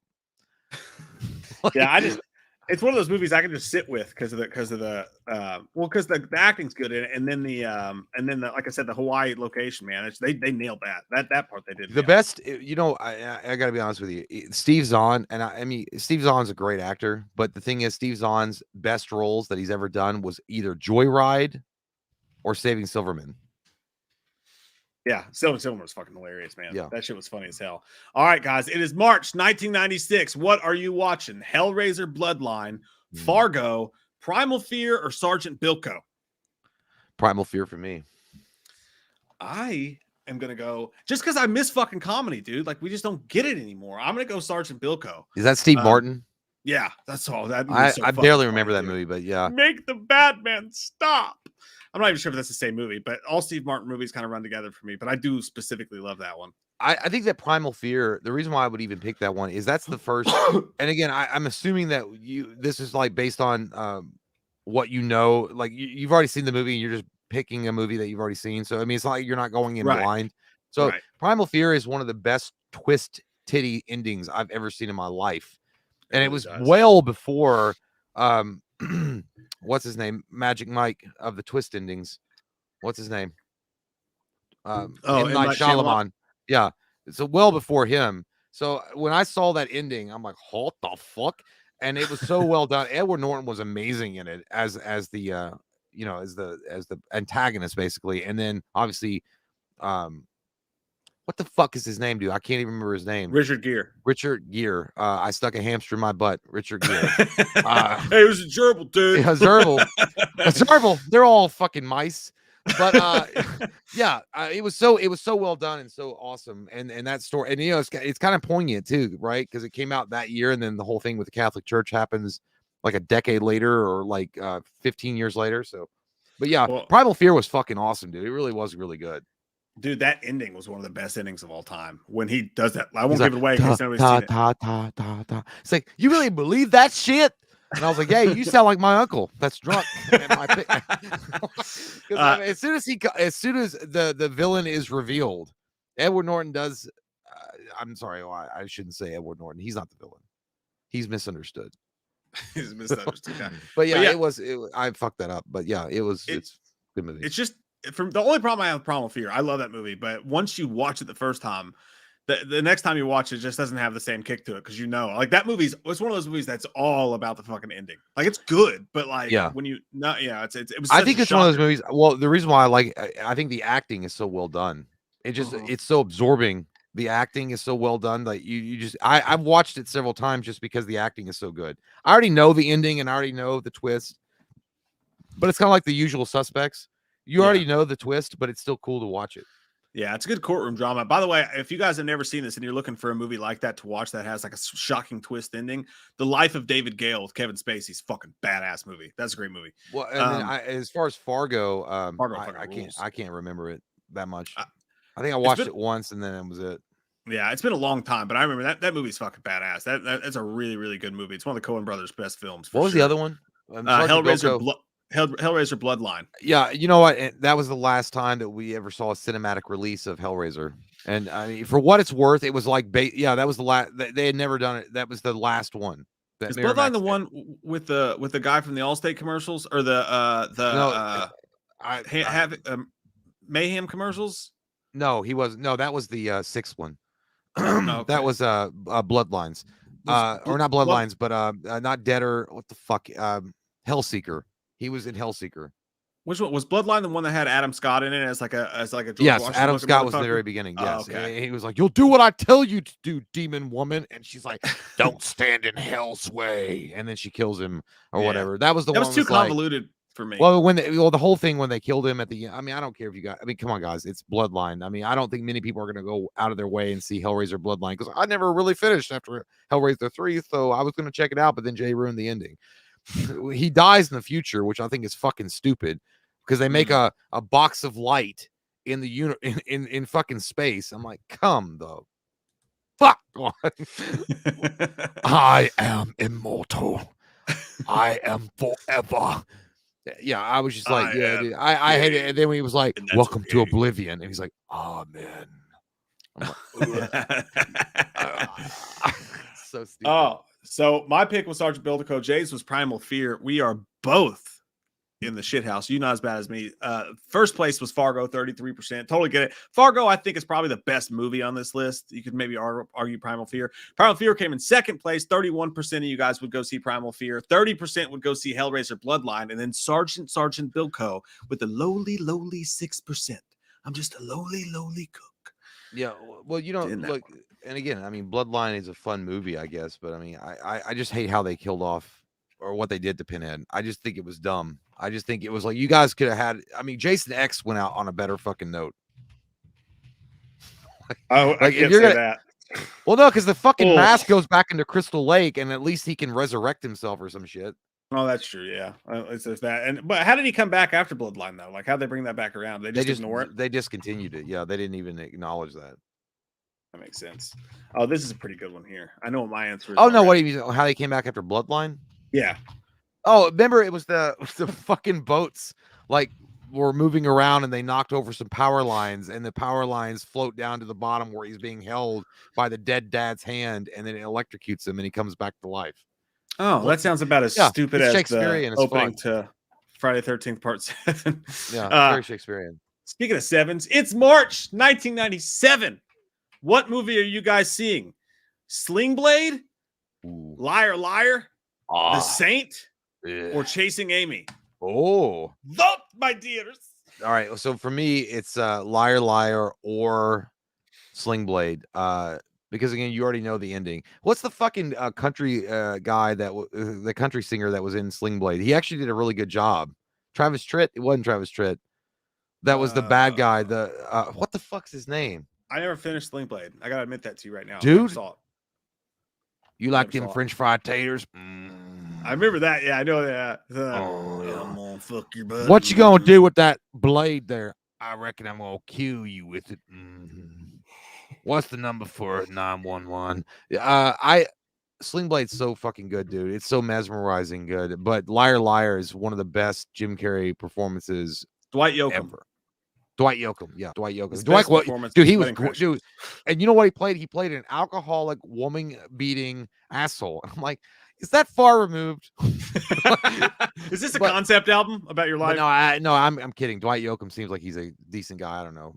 Flies rebel flags and plays with his wiener at barbecues. But and drinks sweet tea all the time with KFC chicken. But I will say Sling Blade is an amazing. Also, John Ritter was great in it. Obviously, you couldn't even tell that was Billy Bob Thornton. Yeah, like he did so well convincing you that he was this mentally unstable but also mentally challenged individual, and the way he did his body and the way that this fucking dude is an amazing movie. But I still gotta go with Liar Liar. Liar Liar. I mean, I'm saying your boobs are huge. I want to squeeze them, mama. Oh, dude, Liar Liar is one of my.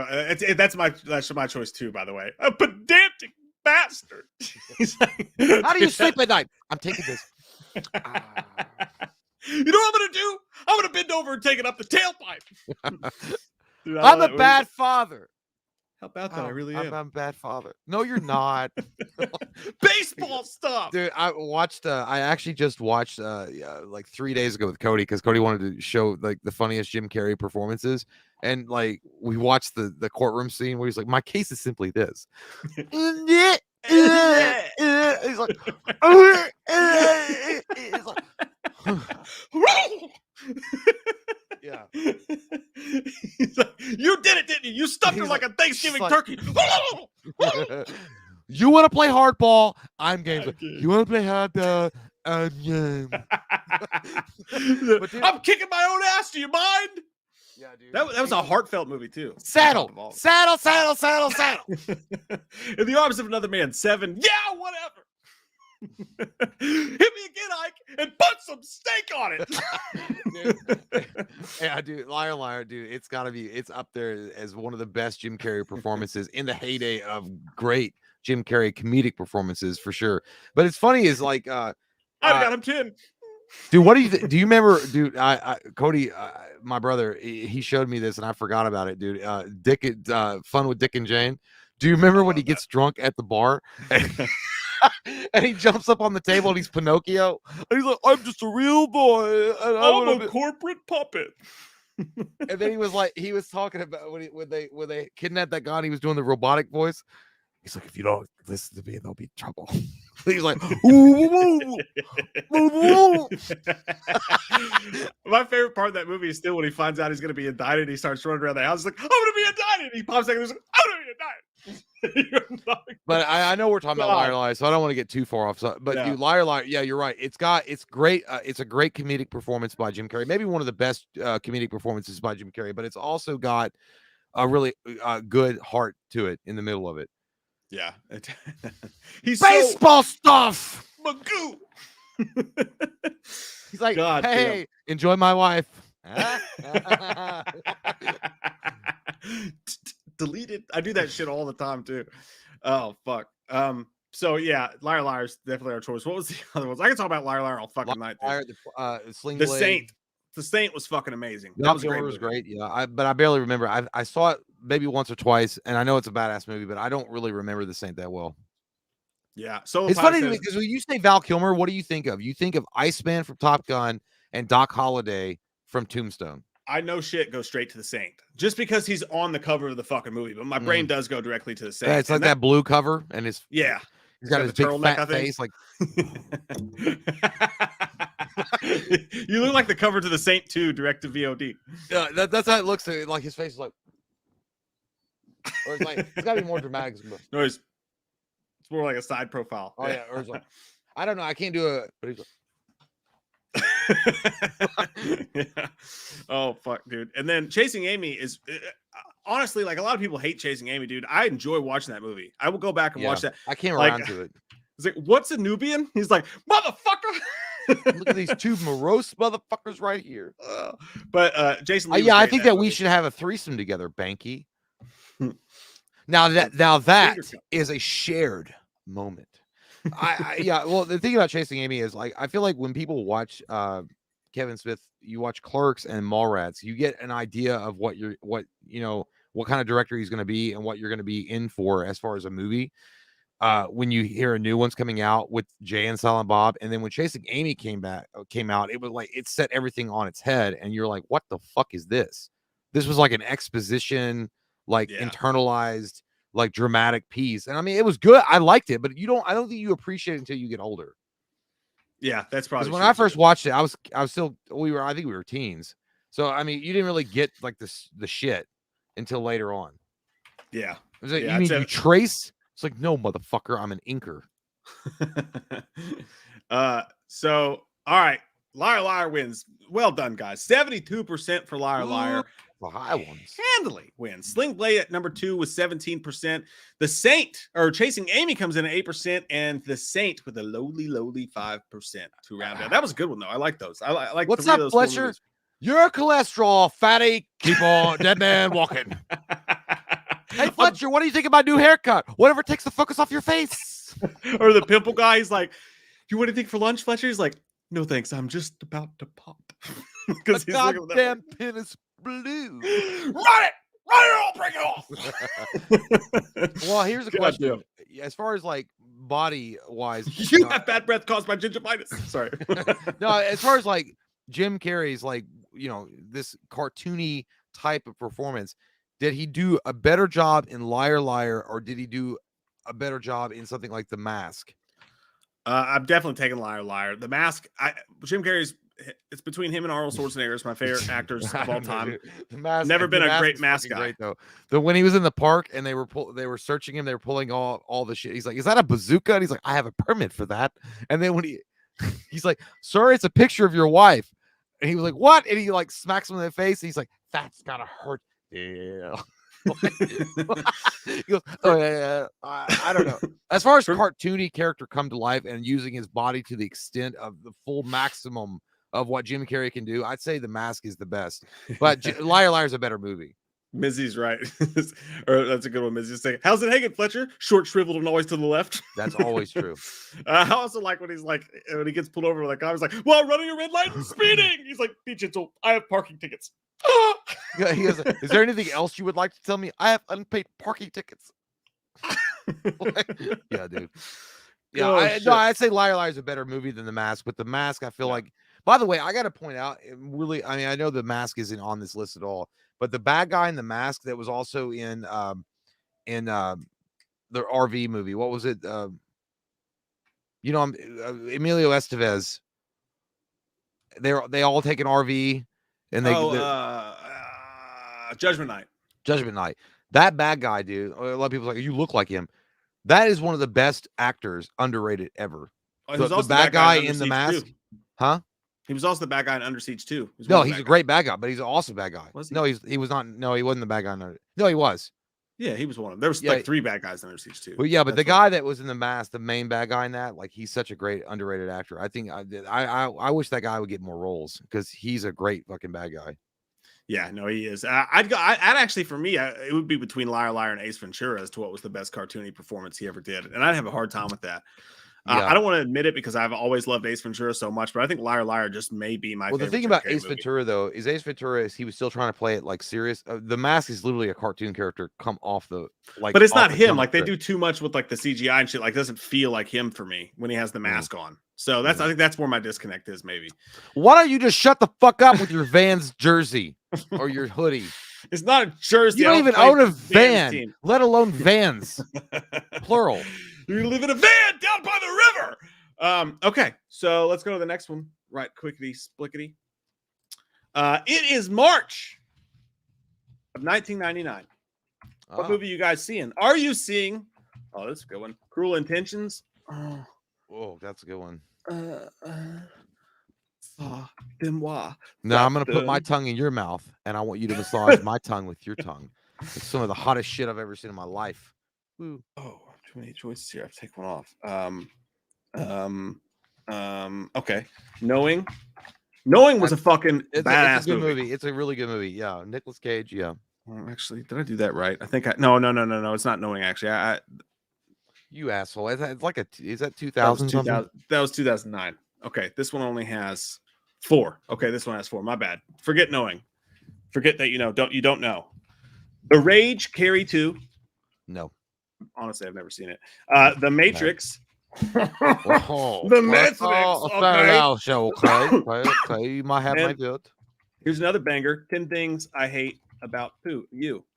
Poop. Yeah, 10 Things is it smells. It's weird. It's hard sometimes. It's gonna be The Matrix. Yeah. It's The Matrix. I mean, like The Matrix to me revolutionized, the game in a lot of ways. Like, it was the first type of movie I've ever seen in my life. It literally spawned conspiracy theories all over Reddit and 4chan. It's like the reason why people are like, we're living in a simulation. We can't really. This isn't happening right now. Amazing performance by Lawrence Fishburne. Amazing performance by Missy. We're in 1999. We're in Seattle, is he? Yeah, the Wachowski sisters, brothers, whatever you want. I don't know. They were the brothers back then. They did an amazing job, and they really did turn everything up and around in your mindset. When you watch that movie, and then you left the theater like, what the fuck is reality? I don't even know. And I didn't even do mushrooms tonight. I didn't do shit, and I'm still weirded out. And also, the soundtrack is amazing. The Matrix soundtrack, the first Matrix soundtrack, is so good, and they did just a phenomenal job with it. And then my second after that would be Cruel Intentions, because I thought that movie, because it's weird. It's so deceiving, that trailer, because you think it's going to be like one of those like sappy ass chick flick drama with Ryan Phillippe, who's the sexy, and Sarah Michelle Gellar, but it's actually really well done, and it's actually dark as shit. And then they have the Bittersweet Symphony thing at the end, and then you have obviously the sexy girl on girl action with Sarah Michelle Gellar in the middle of the movie, which just makes it better. It holds it together like it's the marshmallow in the graham cracker that you need for the s'more that just works to hold the movie together. And I would be nice touch. Makes it memorable. And guys, we skipped 1998. We're skipping a couple years because sometimes they just don't have good. Yeah, they don't have anything. Yeah, some of there's like one, maybe two good movies in there. So that's why we skipped 1998. You're right, though. You have to go with The Matrix as the number one because it just changed movies. It was fucking, it was Nirvana, it was Scream, to two totally different things. But you get where I'm going with here. Like The Matrix, you've changed things. It changed a lot of shit. Believe. Yeah, the fact that this movie where these people go with like all this leather shit on, it was so fucking weird and out there. And the Wachowski brothers, the Wachowski sisters, now they've never recaptured that, like ever. And no one has, though. And it's not anything against them. I mean, you guys came out here with a fucking banger, and it's just like you fucking changed movies forever. And like it's one of the greatest special effects / just nerd, but also fucking cool as shit movies. It's just a weird. It's in a league of its own as a movie, so it's got to be that one. But my number two, I'm gonna go with. I do love 10 Things I Hate About You. Fucking love that movie. It's a great movie. It's funny as shit, man. It's one of my favorite comedies of that style from that time. But I think I'd go to Cruel Intentions actually with you because that's a great movie. It's so good. It's so well written. Yeah, where 10 Things I Hate About You is another like comedy, really fun like a rom-com movie. Yeah. Cruel Intentions captured like the dark sexual nature of the 90s. You know what I mean? Like I'm gonna go to my college school and do bumps out of my necklace, and I'm gonna fuck my stepsister. And you're like, that's so nasty, but it's kind of hot. That's so hot too. Like Paris Hilton, like that's so hot. I know. Oh, dude. Well, dude, like that's probably the sexiest Sarah Michelle Gellar's ever looked in her life. Oh, yes. Nope. Facts. That's like definite. And like I know, like of course she's a good-looking girl. I'm not saying that she's not, but that is the sexiest that Sarah Michelle Gellar has ever been, ever in her life. Yeah. And Reese Witherspoon was in it, and she is hot as fuck too. And then Ryan Phillippe is trying to get with both that ass, and Ryan Phillippe, but he's hot too. And he's like, you know what, Ryan Phillippe, he's Wish.com's Justin Timberlake. And he's able to slam that ass. I never understood why people thought Ryan Phillippe was hot. It's the noodle hair. Yeah, I guess so. It's like today kids try to look like Machine Gun Kelly for some fucked up reason. There's something about like that. Cruel Intentions, though. I feel like Cruel Intentions captures more of like what goes on in the minds of like a high school student in the 90s versus like 10 Things I Hate About You. Like Julia Stiles was great and stuff, but she was also very like smart. Like I'm not saying that there's anything wrong with being like super smart, but I mean she was way too smart. She was smarmy.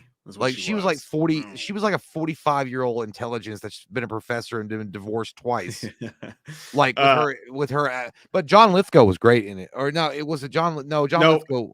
It was. I don't know the guy's name, but that's what I was gonna say. Holly said. She said, "I love the dad in 10 Things. He's hilarious. He is. I can't think of his name right now, but he was great. He was like, do you have sex and get pregnant? He's like, I'll let you go out with your sister.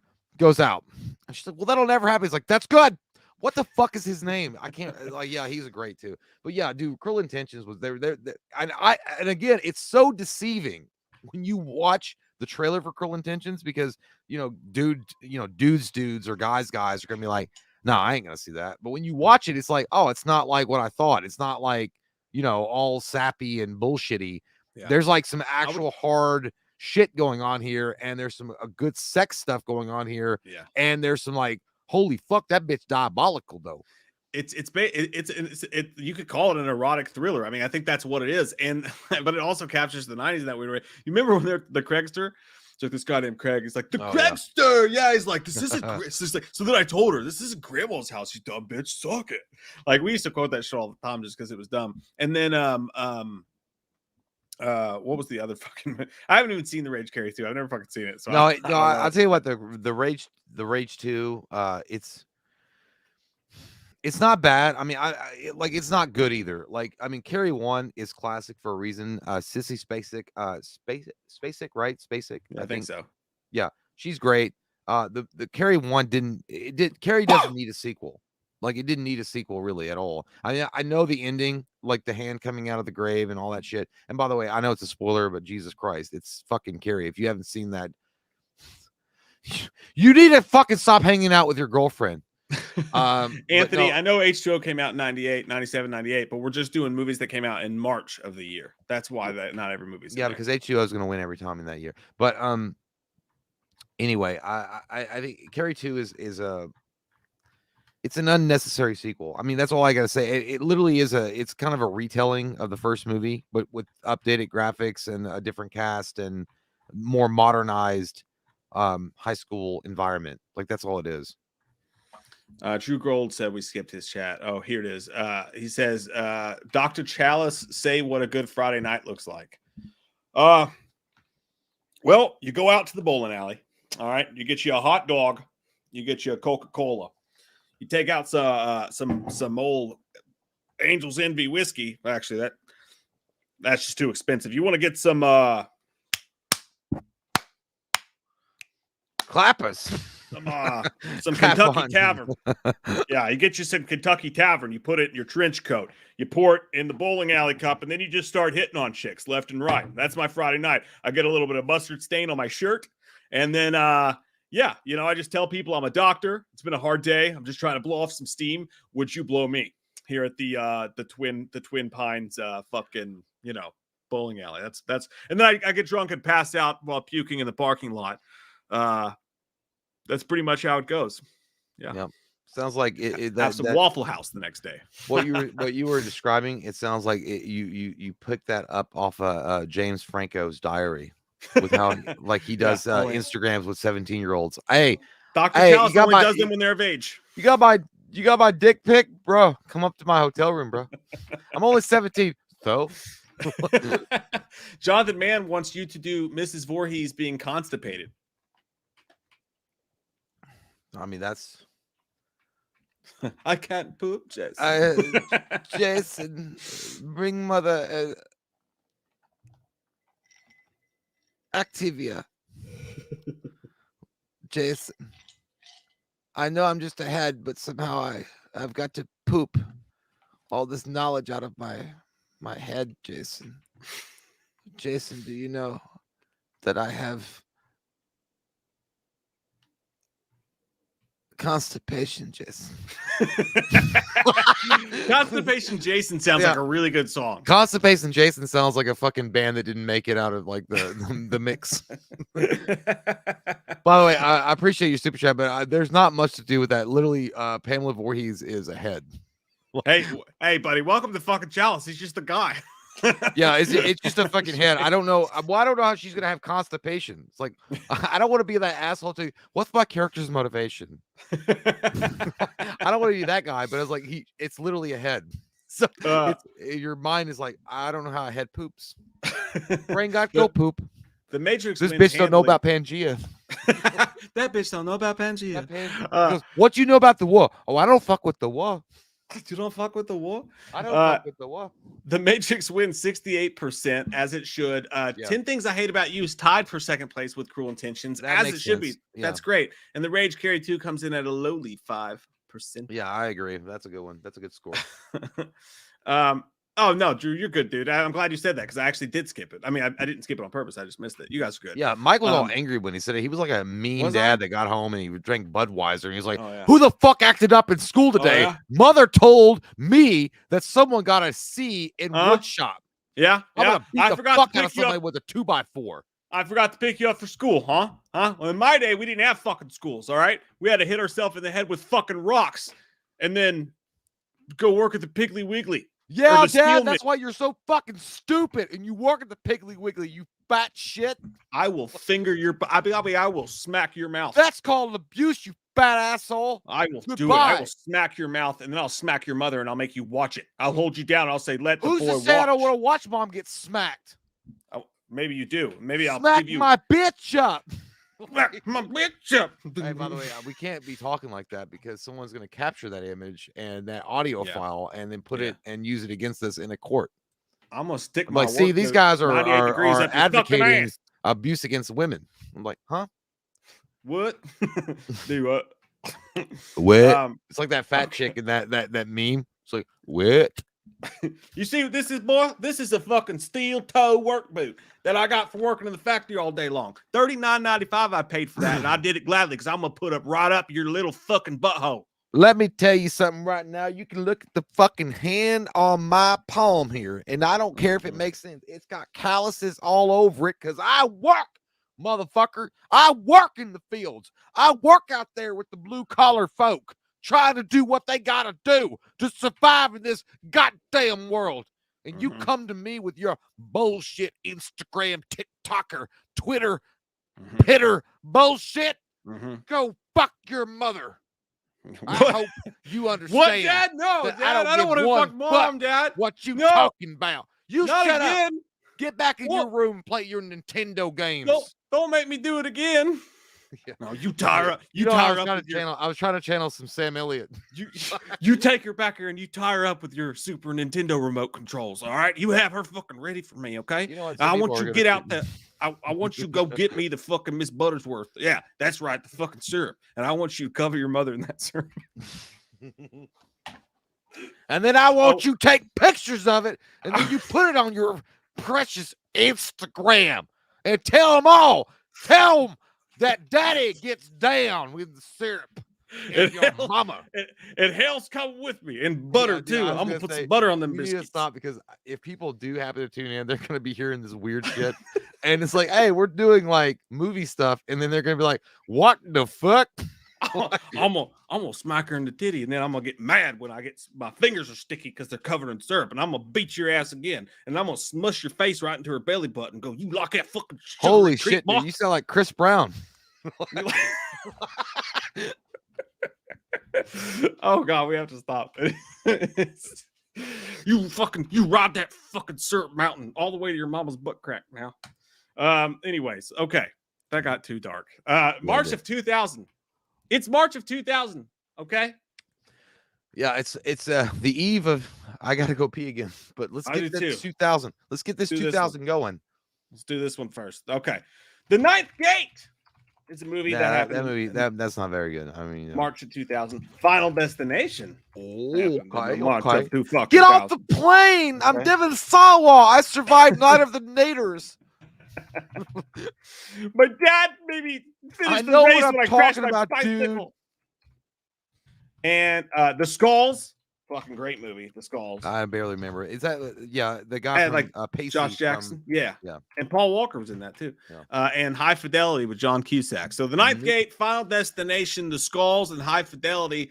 I'm not surprised you son bitch. I'm gonna say The Skulls. I fucking love that movie. You motherfucker. It's got a cult, and it's intriguing, and it's about the rich and folks. It's got a lot of cute boys in it, and they all like at an all boys school, and they, it's just them against the world, and they go out and they like to touch each other and oiled up muscles. And Skulls kind of creep me out, man, because that's kind of how I pictured all those about an all boys club.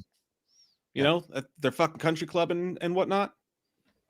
Mom says you have to let me in, or otherwise it's prescriptions. That's discrimination, Dorco. Prescriptions, what you think if you're getting in here. That's from Monster Squad. Oh, I was so confused. It's like, they had the Monster Squad, and then Phoebe is like, Mom says you have to let me in, or it's prescription. And he's like, it's discrimination, Dorco. Prescription's what you're on if you think you're getting in here. But yeah, the Skulls is all boys club. I know, but I don't know. No, I like Joshua Jackson. I mean, I don't think he's a bad actor. I just feel like I always see him as Pacey, dude. And I mean, it's not his fault, but it's just like I see what's his face from American Pie as the pie fucker. Yeah. The Skulls is kind of like the shitty 90s fucking Social Network movie. I don't know. It just has that same vibe as when they were in college. Final Destination to me is like, dude, like that's like, I think a defining Devin Sawa movie. I mean, maybe it is. Maybe that's his career. Well, that's his career. Yeah. I mean, but no, you know what? But it made you fucking freak out though. When you go on, like, there's always an apprehension about Final Destination. Like when you're going on a plane, you're like, dude, if some fucking weird blonde-headed kid stands up and like, the plane's gonna explode, you're like, he might be drunk, but he might be telling the truth. So I'm gonna get the fuck off this plane and get another one. It was an amazing idea for a horror movie. There's no doubt. And then they have like Tony Todd in it. They have like a great supporting cast in it. Tony Todd was awesome, which I think that I know a lot of people are like, oh, Tony Todd was he was the Reaper. I don't think that's true. I think he was just maybe in touch in some way more with the outliners of what death is or something. I don't think he was death itself. You don't know what death is. Hell has come to your little town, chef. Tony Todd is here. Todd of Tony. You know what? He one time caused the plane to explode with his mind while he walked in a morgue. But dude, Devin Sawa, like Final Destination, it's got some great creative kills. It's got some awesome moments in it. And by the way, it's the first time. It's the granddaddy of like watching those. I like it's the granddaddy of going to see a movie just to watch the death scenes type of movies. You know what I mean? Mm-hmm. It's the granddaddy because Hostel, multiple other movies like Saw, the Final Destination sequels. Eventually, it just became like, I just want to see how they die. Yeah. Yeah, I'm just going to Skulls kind of to be contrary. I mean, the Final Destination's a bigger, more important movie. I just love the Skulls, dude. It's like Varsity Blues had sex with like 90210. You know? Well, I think you were more correct when you were like, I'm just trying to be contrary. No, I'm trying. It's not, no, I'm gonna go against the grain because I mean I it want to be though. Green I'm Day. telling the truth. I would rather watch the Skulls than Final No, Destination. you would right not, now. dude. I don't believe would. that. You fuck. You really would. You really would. If I said, "Hey, man, I got 2 tickets to paradise," and you're gonna tell me you're gonna go see Skulls? Yes, because I know Violet. I've seen it so many goddamn times. I don't ever need to watch it again. I could just fucking read it off the back of my hand. I never had to watch it on the big screen. Did you? Yeah, I did go see this. No, one you did not. I did, fucker. Did you go to Pearl Jam first? I had a date. I had a date. All right. What's that like? I was only 16. I was 16. What's his name? I had a date. What's his name? Was he 38? His name's Greg. Was he 38? Was Chris Hansen at the theater? Yeah, he was the owner of the theater. That's how I could afford tickets. No, I actually love the Skulls. I think it's underrated as fuck. High Fidelity, I always thought it was a little snooty. I never really loved it. Was Skulls was it a theatrical release? Oh yeah. Skulls did weird. I always, for whatever reason, they made like fucking 4 of them. No, I know they did, but I always thought it was a DVD, straight to DVD. Skulls. So the people forget. Somebody was like, "Hey, you know that kid from Dawson's Creek?" Oh yeah, you mean Dawson? Like, no, the other one, Pacey. Yeah, I think he could carry the movie. What? I gotta go back and rewatch it, but I must have saw the Skulls like 12 fucking times back in the day. And I'll probably ruin it for me if I watch it now. The Ninth Gate, I remember being boring as fuck. The Ninth Gate, it's like Johnny Depp was looking for, like, he gets like a devil book or the devil's Bible, and he's looking for like the gate that's gonna open up to hell. It's fucking stupid. He found it as Amber Turd. But yeah, it was her vagina. He opened it up. As expected, Final Destination wins at 72% because you're all shit. I'm kidding. High Fidelity came in second place at 12%. The Skulls came in third place at 9%. Y'all gotta watch the Skulls. And then finally, the Ninth Gate came in last at 7%. Goddamn, if a horror movie comes in last place on here, that shit must suck. I don't remember it though. Actually, I love it because it goes against the grain that we're not all about, Halloween and Michael Myers and horror movies. All about that bass. No. Guess what? I gotta go pee, and we finished 2000. We did finish 2000, so go pee. Yeah. And we're going to be done very soon, guys. And I just want to say I've missed you guys a lot. What? We got FOMO. No, we don't. FOMO. 4 more. No, we got 4 more. Why? Because we hit 2000. We got to the century. There's still 4 more. Century. Hang on, I got to change my battery. All right. Well, I'm going to go pee. I'll start the next one while you're gone, all right?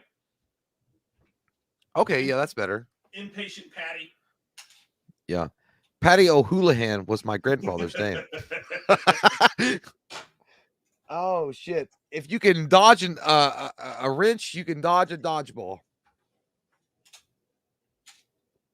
Patches O'Houlihan. I thought we were done. I thought we were just going to the 2000s or the year 2000, but I guess I was wrong. No. Yes, you were. Go pee, fuckhead. Well, I'm waiting on you to plug your camera in so that they're not alone. Oh shit! Yeah, hang on a second. Jesus Christo. I mean, you try to do something nice for someone and they pee in your mouth. Don't put it full screen, bitch. I'm not ready for this. Okay. I'm ready for this. Did Mike leave? Mike, are you still there? Mike.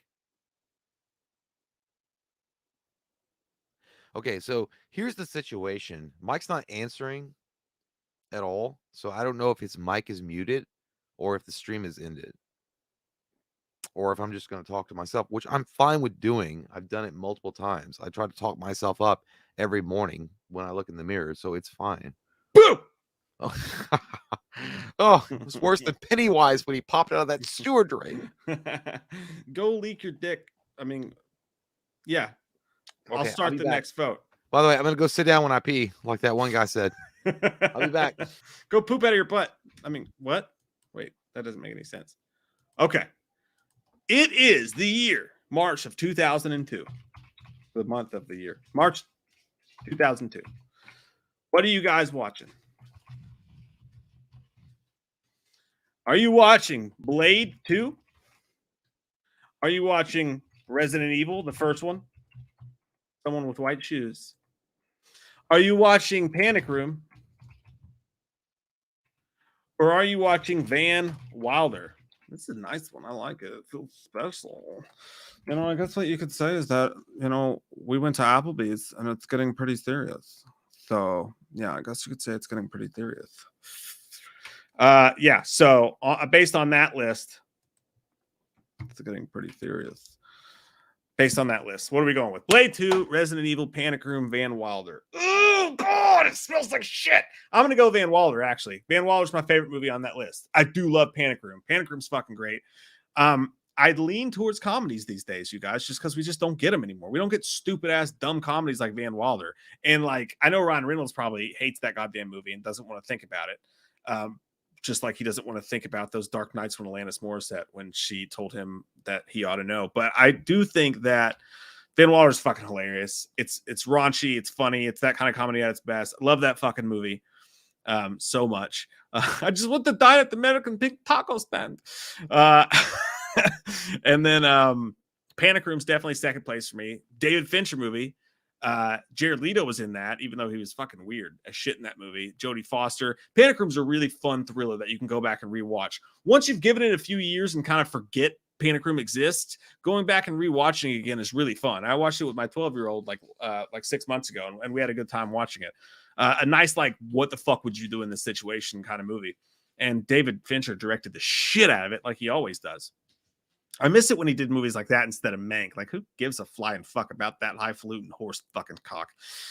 Resident Evil sucked balls. That was terribly upsetting and disappointing, even though it is the best of that franchise. Blade 2 is going to be my third favorite, even though I watched Blade 2 in the theaters and didn't like it. Still don't like it to this day. I love Blade. It's one of my favorite superhero movies of all time. And Blade 2 just never did it for me with the whole, when you stab them, they disappear into bad CGI. Blade 2, I just was never a fucking fan of. For me, I'm one of those ones that it's the original Blade and nothing for me.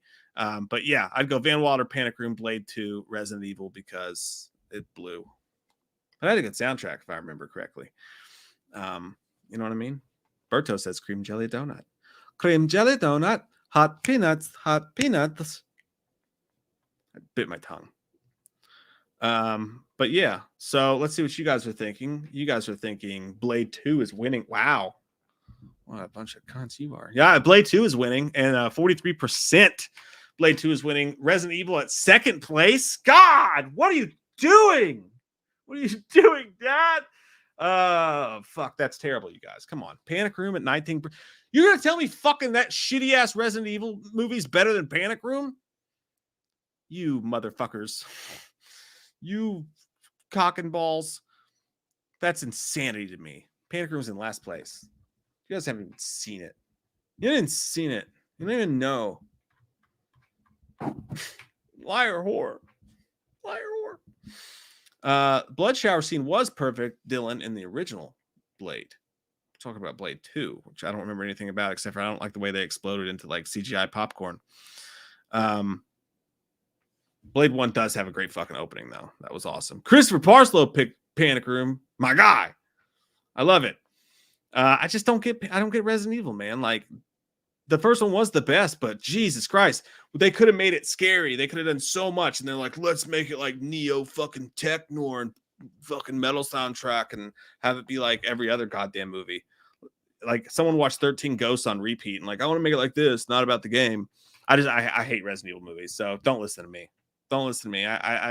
Panic Room fucking ruled, though. If you guys haven't seen Panic Room, watch that shit. It's a really good thriller. It's a really good fucking thriller, man. Totally worth checking out. Marilyn Manson did do some of the soundtrack for Resident Evil Nerd's Eye View, and it was fucking cool. The soundtrack was great. But let's see if anything's changed. I hope it has. Nope, it hasn't. Blade 2, 43%. Van Wilder, 20%. Resident Evil, 19%. Jay's back. Jay, Tell these people the fucking truth. What happened?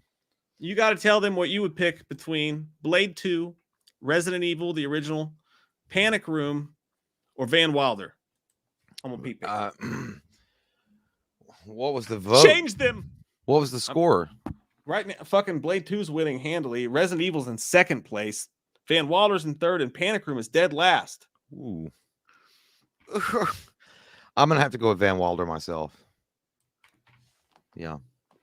It was a great movie, guys. But Blade 2 is incredible. Van Wilder, to me, is the first time that Ryan Reynolds burst onto stage with all his glory, with all his sexuality and his comedic performance. And I'll never eat donuts again because of that movie. Fresh donuts, because it had cum in it, based on what Van Wilder did. Blade 2 though is really good. Blade 2 has a special spot in my heart and fart forever, because I worked at a video store back when Blade 2 came out on DVD, movie gallery. I actually worked there, and I remember renting that before it got released to the public, or not renting it, but they would give the employees little special situations where you could actually take the new release home, which was Blade 2. And I got to go. I love Blade 2, man. It was so fucking good. But I still think that Blade is superior, but Blade 2 was not a bad follow-up. And Guillermo del Toro did a great job with that movie, and improved on Blade, but then didn't take away from his badassery at the same time. But Van Wilder, man, Van Wilder to me is like the quintessential pinnacle of what it means to be fucking having good time, being young, free, and saying, fuck the world with no condom. That's right. I'll take a chance. I'll pull out, but maybe not. We'll see what happens. But yeah. I don't know what Mike picked, but Mike's saying changed their mind, so I'm assuming he picked Van Wilder, but I don't know. But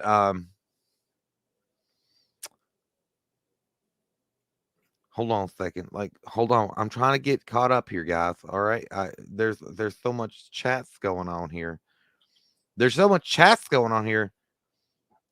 Good old Junior says, I ain't gay, but I find Jeff Goldblum sexy as fuck.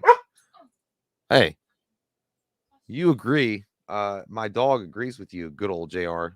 He's not gay either, even though he does from time to time try to hump my leg. But that's just a dominance thing. But he thinks that Jeff Goldblum is also sexy. I think Jeff Goldblum is a very interesting guy. But Vilified Logic says, don't ruin cream-filled donuts. Yeah, dude. It's so warm and moist. That's straight. Yeah, I remember. Como Gato says, we're a chatty bunch. We are. Joe Bob says, Van Wilder was the last good National Lampoon movie. Dude, you are correcto. And I move to say that what you just said is truth. 1000%, sir. Holly Roxy says Jeff Goldblum is, I think you meant to say daddy, but you said zaddy. But yes, he is. You want Jeff Goldblum to be your high school principal. He's like, yes, everything's gonna be okay. You threw toilet paper at your teacher.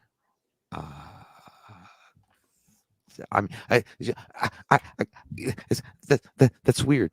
But yeah, Jeff Goldblum is awesome. But yeah, I would pick Van Wilder as my go-to movie.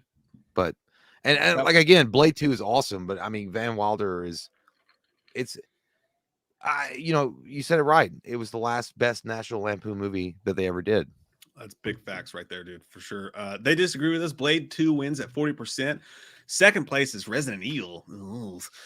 Van Wilder comes in at 20%, and Panic Room at a lowly 17%. Actually, 17 is not that bad. Well, the thing about Resident Evil is I give it props for being, it was still an enjoyable movie. It was decent enough, and they did try to include as much of the game lore as they could, but it still felt like a copy or like a very cheap copy of what the game should have been, or the game movie should have been. And then also, I feel I don't like Mila Jovovich. I just don't. She's not my go-to heroine in the series, and by the time you get to the third or fourth one, she's like fucking Neo from the Matrix. It's stupid as shit. I love Mila, but I hate what they did with her. And then also, but I will say one of the best, the soundtrack by Manson was fucking awesome. That actual original soundtrack was so fucking good. That original title sequence, that theme was awesome. Yeah. The next one, March 2004. What are you guys seeing? Secret Window, Dawn of the Dead, the remake, Taking Lives. Angelina Jolie's titties are in that movie. Or I saw that Eternal in Gia. Sunshine. I saw that in Gia, and she also made out with a girl and had sex with her in Gia. Or Eternal Sunshine of the Spotless Mind. It's a good movie. Dawn of the Dead for me. Zack Snyder all the way. Dawn of the Dead. Yeah, I'm gonna go Eternal Sunshine. You know what? Fuck y'all. I do. Dawn of the Dead does fucking rule, but it just tails off for me. Like that's one of the greatest, like Ghost Ship maybe. The opening to Scream, it's all I think, part is the of best that same. That's horror opening of all time. But Dawn of the Dead is up there for one of the remake, one of the best horror openings of all time. When the whole city just that dude attacks that nurse. I think it's Sarah Polley or Amy Smart, one or the other. Yeah. And then like that little kid zombie runs out there and the cars are crashing and there's that was fucking awesome. Dude, you know, and like Dawn of the Dead, the remake was deceiving as fuck too, because when you saw the trailer, it scared me because it looked like a very typical American suburban type of lifestyle, and they were all making breakfast and laughing and shit. And then the husband jumps out of bed and he's like, "Oh, honey, did you have a bad dream?" And she's like, "Ah!" And she bites his fucking jugular. And I'm like, "Holy shit, fucks!" Yeah. I feel like and then I remember the controversy with that even back then with Zack Snyder. They were like, "Oh, zombies can't run. They're fucking fictional. They're dead." Like what characters? It's fictional characters. Yeah, in a fictional movie made by George Romero. Yes, we understand, but the reason why that Zack Snyder made that creative decision was because he's like, what's more terrifying? I mean, of course, the slow lumbering zombie from the Romero style movies is always going to be scary. But what's even worse than that is these motherfuckers that look like they just came from a mud vein mosh pit running at you. 28 Days did it that way too, even though they're not technically zombies. But you know, they're rage. Yeah, they were zombies. But yeah, like I feel like Dawn of the Dead was so cool, and the only thing, and I really did. I thought that was like some awesome Ving Rhames shit. Like he was badass. He was awesome. He was cool. He was the coolest he'd been since Pulp Fiction. Like he just had this persona about him that was like, "Don't fuck with me." And he sounded like when he does the Arby's commercials for the Reuben, like he's got that same tone. We've got the meat. The worst thing about that movie, though, specifically for me, is when they completely went a terrible decision when they went with the Disturbed, Down with the Sickness, and they made it that stupid ass. You fucker get up. It was like a country ass bullshit slow song. I'm like, what the like the song is already perfect for the movie. But yeah, Dawn of the Dead, dude, it's high octane action with zombies in it. Ving Rhames, like it's got badass. I don't know, it's just great. Then I also like that dude. I always say that he was like, it's great that you all bonded through all this. The dude that comes in, it's like it's great to see that you all bonded through all of this. And it's got the dad from Modern Family in it, which is hilarious because he's like the asshole character. But no, I mean, I love Dawn of the Dead for all those reasons. But my pick is Eternal Sunshine of the Spotless Mind, just because that's a fucking dude. That's a great. You've seen that, right? Yeah, I've seen it. Yeah, like it's another dramatic role from him.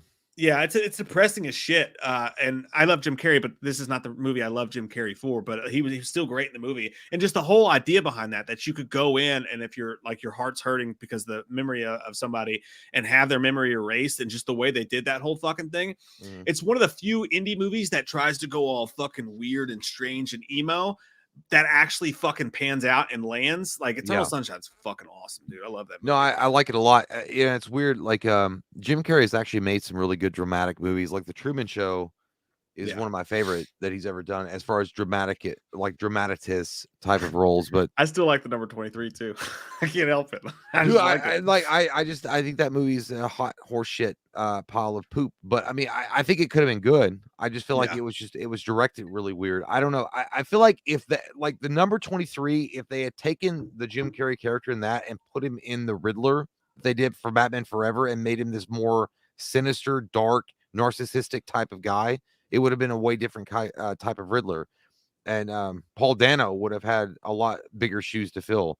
But and again, if you're going through a breakup, watch Eternal Sunshine of the Spotless Mind. You just gotta do it. It's a great movie for if you're fucking like, you know, Is that in your Heartbreak Land. favorite dramatic role that he's ever done? Of Jim Carrey? Yeah, I mean, unless you call Cable Guy dramatic.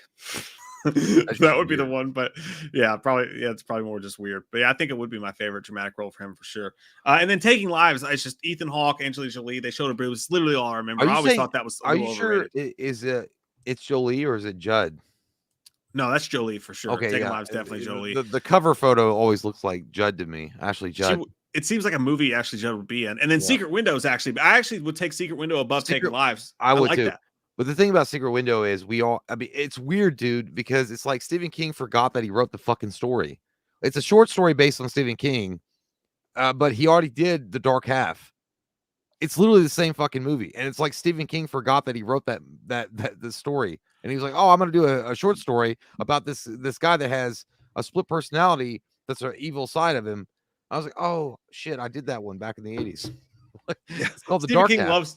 Stephen King loves to write about himself, which is fine, but he always makes his characters like writers. But he literally already did it. It's called The Dark Half. He literally did the same fucking movie. But as far as the movie goes, like, it's weird. Like, it's a movie where it's not scary. It's nothing really happens in the movie. I don't know why I like it, but Secret Window is a movie I could just, and a lot of occasions, pop in and just sit down and watch and enjoy, and not like come away like that was awesome, but just be like, I had a decent time here. I feel like I feel like during next month's trial with Amber Heard, Johnny Depp should say, living with Amber Turd is like living in the movie Secret Window. I love this character. Two different personalities to me. And when she was around and she threw a fucking wine bottle and nearly severed my fucking finger, I was like, I wanted to fucking strangle that bitch and burn her and then fuck her dead corpse. He literally said that in a goddamn, no, he said that in a text message. That? Yeah, dude, with Paul Bettany. With Paul Bettany. Out of all the fucking people, you told Vision that you wanted to fuck your dead wife's corpse. Jarvis, can you put this? Yeah, that's that. Well, that I only know that because they're gonna subpoena. They subpoenaed James Franco, Paul Bettany, and Elon Musk to testify because Johnny Depp actually accused James Franco and Elon Musk of having extramarital affairs with his wife Amber Heard at the time. They totally did. Oh fuck, dude. When she said she was abused, no, I mean they really did. No, when she said James Franco came over at her house at like 11 p.m. And they're gonna ask him like, did she have bruises on her face? Did she like mention Johnny Depp? I was like, no, that motherfucker was trying to like lay pipe. He didn't give a shit. Yeah, I mean, she does make a great in Aquaman. I mean, it's hard to, but still, yeah, I don't want anybody taking dumps in my bed. Anyways, Dawn of the Dead wins the vote handily, 74%. Eternal Sunshine comes in second place, 13. Secret Window at 12. Taking Lives at 2%. Yeah, I don't think many people remember Taking Lives that much. Yeah, it wasn't great. It wasn't great at all. But that puts us, my friend, at March. Click, you fuck.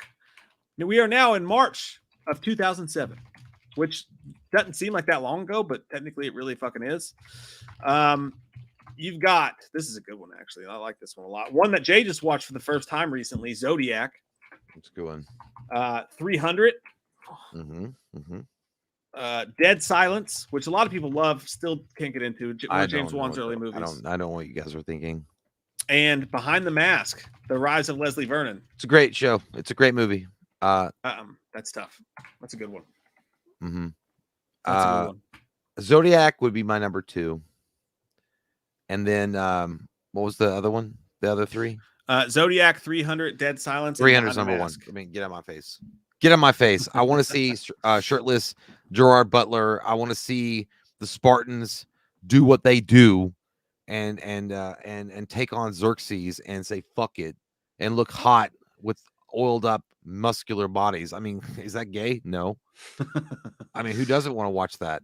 But but the cinematography of that movie and the way it literally looks like a graphic novel come to life on film. And I think that's what Zack Snyder understood. Because, again, the 300 movie that he did was based on the 300 graphic novel. And he did such an amazing job of literally bringing a graphic novel to life on film with the sets and the way the guys looked and the camera shots. Dude, I mean, come on, 300. Like we mentioned Matrix and Scream and how that changed the game in a lot of ways. I think 300 also changed the game in a lot of ways because 300 showcased what you can do with slow-mo and special effects done right. Hey, Zack Snyder was on a fucking run here, man. Yeah. Right? From Dawn of the Dead remake right to 300. That being said, my pick is Zodiac. You piece of shit. My pick Zodiac, dude. David Fincher, obviously, fucking creepy as hell. The cast, dude. Robert Downey Jr., Jake Gyllenhaal, amazing cast. It's a movie that you can dim the lights. It's kind of like Seven-ish. It's kind of Seven-ish. It's like a Seven movie that kind of the whole thing takes place in the library where Morgan Freeman listens to like the classical music. It's just got a vibe to it that you can sit down in like a fucking pool and just be encompassed by this movie that's like 3 hours long. Yeah. And like they managed to make this have a beginning, a middle, and an end, even though they hadn't caught the Zodiac killer yet. The way they did it with that guy in the basement and that whole thing. And I love Robert Downey Jr.'s drunk character. That was great. Yeah. Zodiac. It's great. No, it's a school on acting. And I will say, because April was begging me to watch it for a long time, and I think you told me multiple times to watch it. I never really cared that much because I know that like there's a lot of people that are interested in these past serial killer, and I was like, I just don't give a shit. And then when I finally watched it, I'm like, man, the acting is so well done. You're right. It absorbs you. It pulls you in. And then I found myself at the end of the movie looking up Google facts on Zodiac. Like, yeah, I was like, and they're like, oh, there's a lot of speculation that guy that they named at the end of the movie was actually the Zodiac killer, and new evidence came. And I'm like, holy shit, I'm an internet sleuth. I figured it out.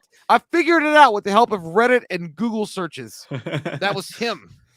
Yeah, and dude, the murders when Zodiac kills in the scene specifically by the lake when they're having the picnic and he's like stabbing them and you can hear like the knife going in, like creep me the fuck out. Actually freaked me out and scared me, man. It's really good. It was really it's a really well done movie. It's definitely up there. And then you got Behind the Mask, man. Rise of Leslie Vernon, one of the greatest. Now we interviewed the main guy that played him, and I don't think I'm not 100% sure. I don't think he liked us, but I had a good time talking to him. So he did tell us a wild story about how he like dropped acid and went to see the movie in the theater, which I appreciated. But I don't think he liked us.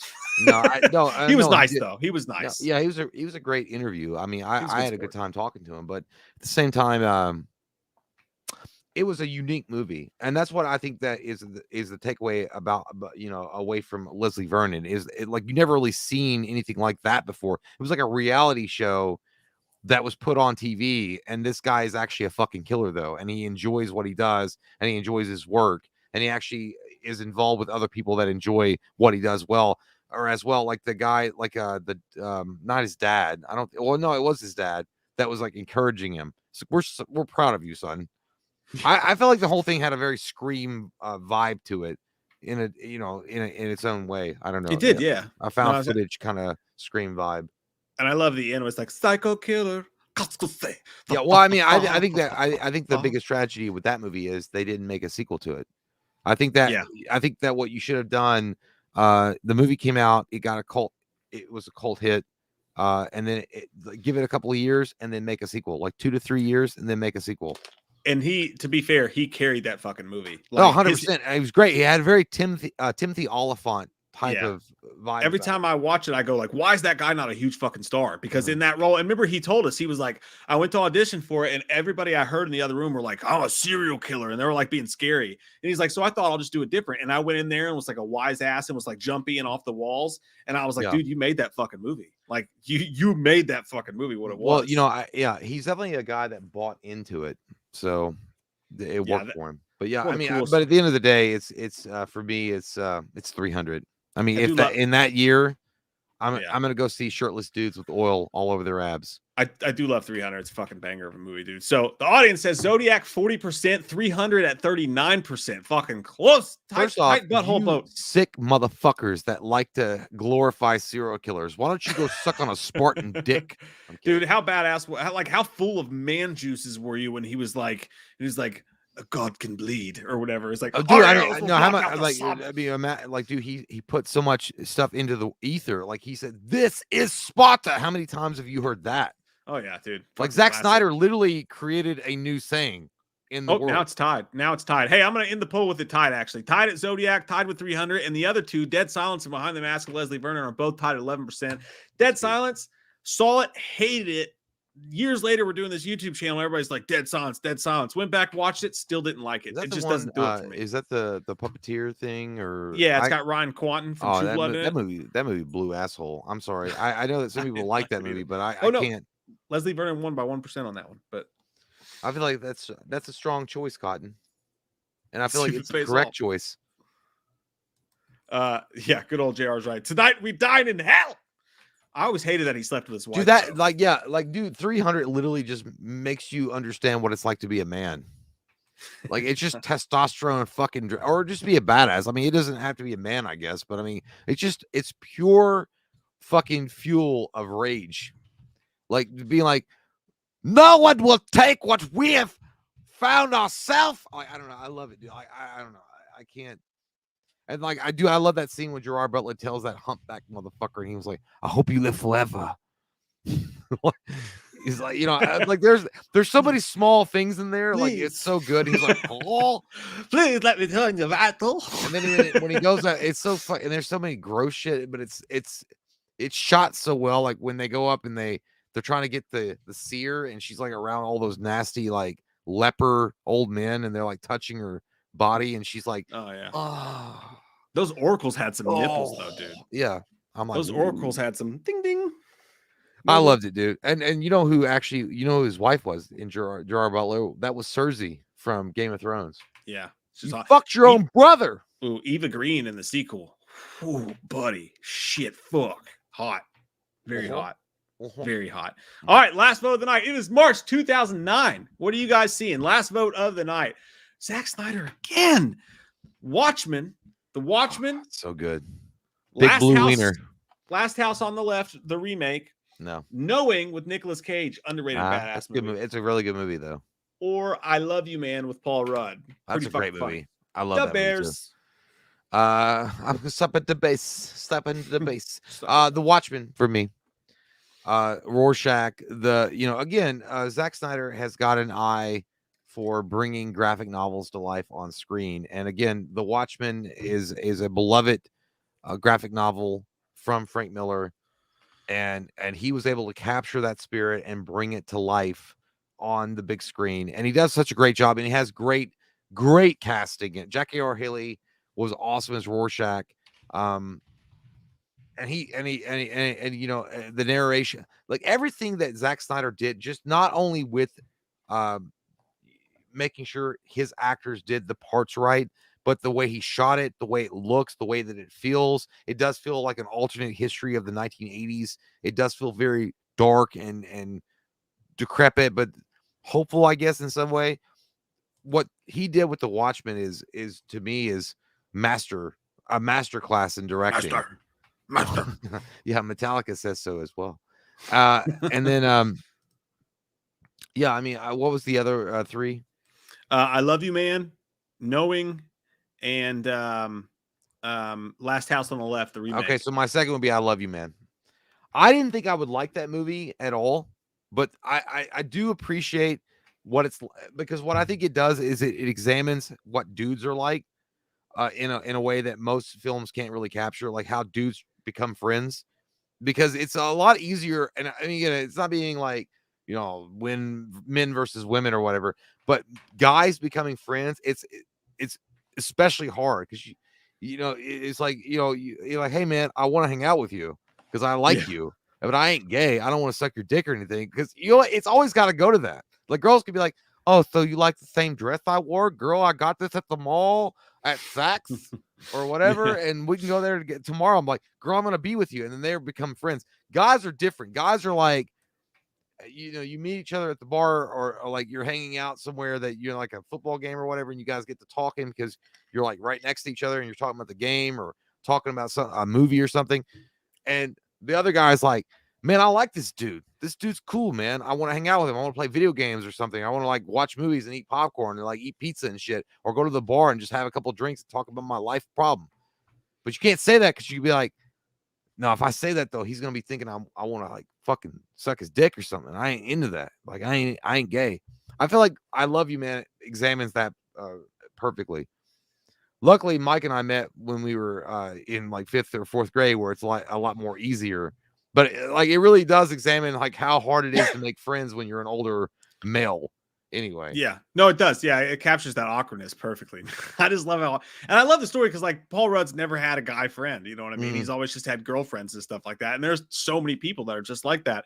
And like, like when she has her girlfriends over and he shows up with all those like frappes, he's like, "Who's got frappes?" And he hears them talk. I was like, "Oh man, that's so bad." But I love his how girlfriend he's like, setting him up with like guy dates, and like that dude tries to kiss him.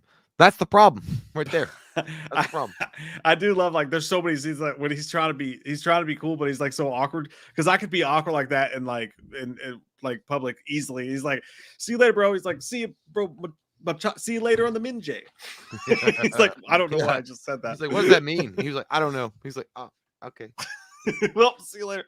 Yeah, he's like, "Dude, I fucking love Rush." He's like, like, dude, you have a whole like rocket jam in your house or like whatever in his garage, and then they, dude, yeah, I just feel like it's one of those movies. It really is unique in the fact that it captures like 100%. If you guys have never seen I Love You Man, maybe you just pass it over because it doesn't. Because I mean, to me, I Love You Man doesn't stand out. You know what I mean? But I Love You Man is perfect. No, it really is. Like it's totally worth watching. As far as like capturing, and again, it's not to put off female people or female of the female persuasion that want to watch the movie, but it really does capture the hetero dude trying to be dude friends with the another hetero guy, because it's like, yeah, well, the idea is like, hey, you know, guys want to be friends too. It does. If you're me and Mike get accused all the time of fucking each other in the butt, because we're just because you saw us because do we're it friends doesn't mean that we do it all the time. No, every once in a while it's fine, but it ain't gay. But like no, but the movie really does capture that, like that fear and that expectation, and like how do I, you know, I don't have any friends at all. I mean, Mike's my best friend, and that's all I got. But I mean, I wouldn't know what to do if I didn't have any best friend. And then you were trying to be like, especially if your wife is like, "Honey, you've got to go find friends." Like I wouldn't know. It's like, so I'm gonna go to a bar trying to pick up a dude, but not really pick him up. Yeah, like, that's your goal. It's a great, it's a great plot for a movie for sure. Like I'm gonna watch it again soon because and Jason Segel's fucking hilarious. Jason Segel's awesome. Yeah, she's like, "Hey, he's cute." He's like, like we've all had that friend. It's like he was like, so he's like, seriously, man, tell me. He's like, "When's the last time you jerked off?" He's like, "Just jerked off." He's like, "Well, I brought out this picture of my wife, and you know," he's like, or my girlfriend. He's like, "You jerked off to your girlfriend." He was like, "That's fucking sick, dude." He's like, "That's the sickest thing I've ever seen." You know what? When I watch that movie, I feel like you're Jason Segel and I'm Paul Rudd, and you're trying to teach me about things that you shouldn't do. Especially after I came out of the divorce from that. After the divorce, probably. Is it Cantilla? And then you were like, "That's what you should do." What you should do is you should wear your hat, but don't wear it backward. Wear it frontward, and be yourself. You have a hat face. You have a hat face, and so it works for you. And then you should do that. And also, by the way, you need to come up with a stratagem on how you're going to do things when you go to the bar. Yeah, it was very much like the same thing. I wouldn't, because I mean, I didn't know how to talk to a chick or do any of that shit. So Mike was like, everybody blamed me for that, by the way. And then Mike was like, dude, listen, you don't be like weird about it. Don't like, he's like, girls don't want a guy to rescue. Okay. They don't want like an unfinished project. You got to feel like you're a finished project. Okay, be a finished project, and then come with that confidence. Come with that confidence and strike like a cobra in the night, and just be like, "Hey, I've got it all together here, girl. Are you missing out? Are you missing out? Because I think you're missing out." Yeah, no, it worked though. I didn't take everything he said literal because I knew it was going to work. Because like this isn't a cartoon, but I understood the most of it, so I used it. But yeah, that was funny though. That was I remember specifically. I was like, Jay, I was like, you walk up to that hot salsa dancer, you ask her if she wants to dance. You're like, I'm not fucking doing it, dude. I was like, you fucking do it right now. And you're like, fine, I'll do it. I think she said no. Mike was trying to get all Buddha and fucking Confucius with it. He was like, if you don't do this now, you'll never do anything in your life. No, but it was, but you know, I feel like what this movie represents is it's like you hear what you need to hear when you need to hear it, and it works, you know, both ways. But I just like it because it is an exploration of the dude bro relationships in a hetero way. Yeah. Because I mean, you know, like again, nothing wrong with being gay or homosexual or whatever like that. But it's like one of those few movies that are like, hey, what's it like to be just like hetero dudes being friends? and like finding each other in the crazy world. I don't know. Jason Segel's character is comfortable with that, and then Paul Rudd wants. Yeah, and he's like he's not trying to fuck, but he knows that Paul Rudd's like, hey, broski, I don't want to like get in the bed with you or anything like that, but do you want to slap on the bass? He's like, why don't you just say you want to jam? Why don't you just say you want to jam tonight? That's a great fucking movie, though. All that being said, my pick for this one's Knowing. I love Knowing so much. Movie, like I do. Like it's just one of those weird fucking movies that I didn't know about. I heard about it on a podcast and I watched it on a whim and I was like, this is my weird shit. There's a fucking plane crash, which scares me to death. Nicolas Cage, everything fucking Nicolas Cage does is awesome. Not every movie, but he's always fucking awesome. And like that weird end of the world, creepy fucking M. Night Shyamalan plot they had going on is not the best movie on this list. Best movie on this list. It does feel like an M. Night Shyamalan movie though. It does. Best movie on this list. I think Shyamalan would have cleaned it up a little bit. Yeah. The best movie on the list is probably The Watchmen. I can't get into it. I love Zack Snyder. My problem with The Watchmen was I read the entire graphic novel like 2 days before I watched the movie. And the movie it bored me. It was weird. Like I can never ever get into The Watchmen, the movie, as much as I love Zack Snyder. I always think there's a weird sex scene between the owl and that chick. When they're fucking, when they're like in a nuclear explosion. I mean, no, it's hot. I mean, everybody wants to feel like they cause a nuclear explosion in their woman's vagina, but it just doesn't. But you know what I like is that Zack Snyder is able, like, I don't know who said that. They're like, when Zack Snyder films a scene, especially a comic book movie, like the splash, when you look at a, whoa, dude, did you see that? How did she do that? No, she didn't. I accidentally clicked Vanessa's comment, and like, yeah, I saw it. If I click their comments, they pop up on here. Cool. Holy shit. What the fuck? We've been missing out all this time. We can put our bunk beds together. We have so much room for activity. Do we just become best friends? Yep. Holy shit. What's the pup's name? The pup has no name because you can't put a name on a face of innocence like that. This is so cool. What's the mom's name? Galco? It's like you guys are inside of us. And you are. It's really going fast, though. It's going super fast. I don't know how to make it go away now. Okay. Anyway, we'll use that next time. Yeah, so that's cool. All right, so that was my situation. Yeah, what did they vote on? Watchmen wins at 50%. Oh, Last House on the Left remake comes in at second place. It was pretty good, actually. I still don't like rape scenes in movies. I don't like when they do it like that. But I will say the dad getting his revenge was pretty badass at the end. And the fact that he put the dude's head in a microwave, extra fucking points for that. Pretty decent remake. Well, I think it's one of those movies like rape scenes specifically in movies. It makes everybody feel uncomfortable. And I feel like it's only necessary when it tells the story, like when it's needed or when it's a necessity to tell the story, which I guess Last House on the Left does make that a necessity. Like Rob Zombie's Halloween, you didn't need a rape scene in it. You know what I mean? Right. It's unneeded. But I guess it does count for this movie because there is a rape that happens. So yeah, for sure. But it always just makes me go, ooh, I don't want Twizzlers. I know, especially the black ones because Mike's a racist. What? I just don't like black. No, I mean, first off, the black Twizzlers suck. Stop it. Okay, it sucks. They taste like fucking dirty ass fucking Dr. Pepsi. Dr. Pepper. Pepper. Yeah, that's what I'm Pepper Doctor. Dr. Pepsi Pepper. Yeah. I Love You Man comes in third place, 21%, and Everyone Fucking Hates Mike comes in at 4% with Knowing. Okay. I can't help it that I'm different. I'm a peacock. You gotta let me fly. That's how I feel about that. Amen. Hey, did you know that Will Keck is the cum god? That's gross. I didn't know. I knew that something was weird when I cummed. Why are you? Because I was never on the same level, and now he's the cum god. He's also got a little. He said he's the cum lord. Jesus Christ. Hey, you got a little something right there, Will. Oh, it's sticky, isn't it? Oh my God. Hey, guess what, guys? We've reached 2 hours and 32 minutes of a live fuck out. That's a long time, guys. And by the way, I'm gonna Love you too, baby. You know what? Don't fucking only show people that say that. Yeah, I'm in control. I'm only gonna click people who say nice things about me. Or mean things about Jay. You're a piece of shit. No, Holly Rocks is cool. Love you. Holly, yeah, I like that. What the fuck?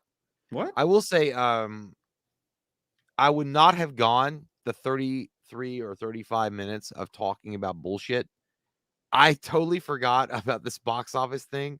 I thought we were gonna do like one movie versus one movie, and then we were gonna do like the rest of it on something else. But I don't want to say what it is because I mean that could be another live stream. So I don't want to tell people's. I don't either. I don't know what the fuck you just said, yo. No, we're gonna talk about. Well, fuck it then. We're gonna talk about what our thoughts are, what happens after Halloween ends, as far as that was a whole. We had a whole text conversation about that. I was like, "Hey, no, I know, but I didn't know. Work, but we had something else planned that was going to be in place of what we did tonight." And but then I was like, "But the box office thing, I literally thought it was going to be like a 1 versus 1 movie or something." Why? I don't know. You think that? I don't know. I thought we were going to get crazy with it. I thought we were going to be like, "Hey, like, what about Ghostbusters versus Ghostbusters 2 or Batman versus Batman Returns?" Like, I don't know. You live in your own weird mind, and you just do things in your own head. You ever seen A Beautiful Mind with John Nash? Yeah, I have.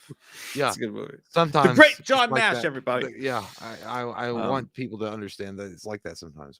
But at some point, though, we are going to do a whole conversation with you guys about what should happen after Halloween ends. And there was conversations about doing that tonight, but then something else that we were supposed to do fell through. So we're like, hey, we're behind on box office rematch. Through, Mike? Jay, stop. Fuck you, dude. Shut up. Why did it fall? Because it sucks. Because it fucking sucks. Don't say shit. I ain't saying shit. Don't say another goddamn word about it. All right. Just be calm. Quiet. Be calm. Fucking Relax your tits. All right. Relax your tits. He's not lying. It was dog shit. Yeah. It was fucking the worst. It was really bad. So fucking bad. It was so bad. I was like, holy shit. Nicholas McGregor. Oh shit, it was awful. Anyways, hey, we love you guys. Thank you guys for hanging out with us tonight. We don't have huge numbers, but we got some fucking writers, people who ride hard, hard, and die hard. Don't with Bruce Willis. Not good at slaying people who stay in the. I don't want no scrubs. You come in hot and you stay for the shot. You guys you get on out and don't give a fuck. Too hot to trot. Too hot to trot, but when she's got to pee, she's still got to squat. What? Yeah. We got to get out of here, guys. Yeah, we got to go. Hey, we love you guys. We miss you. We miss you guys. Yeah, and we're so thankful that you guys who hung out. We really do appreciate every single one of you guys. It'd be a sad day if you guys weren't here to do this with us. That would suck. For sure. Suck. We love you, and we'll see you very soon. Not this week, but next week, Monday or Wednesday, we'll be back live. I'll see you soon. I'll see you real soon. I will suck your dick.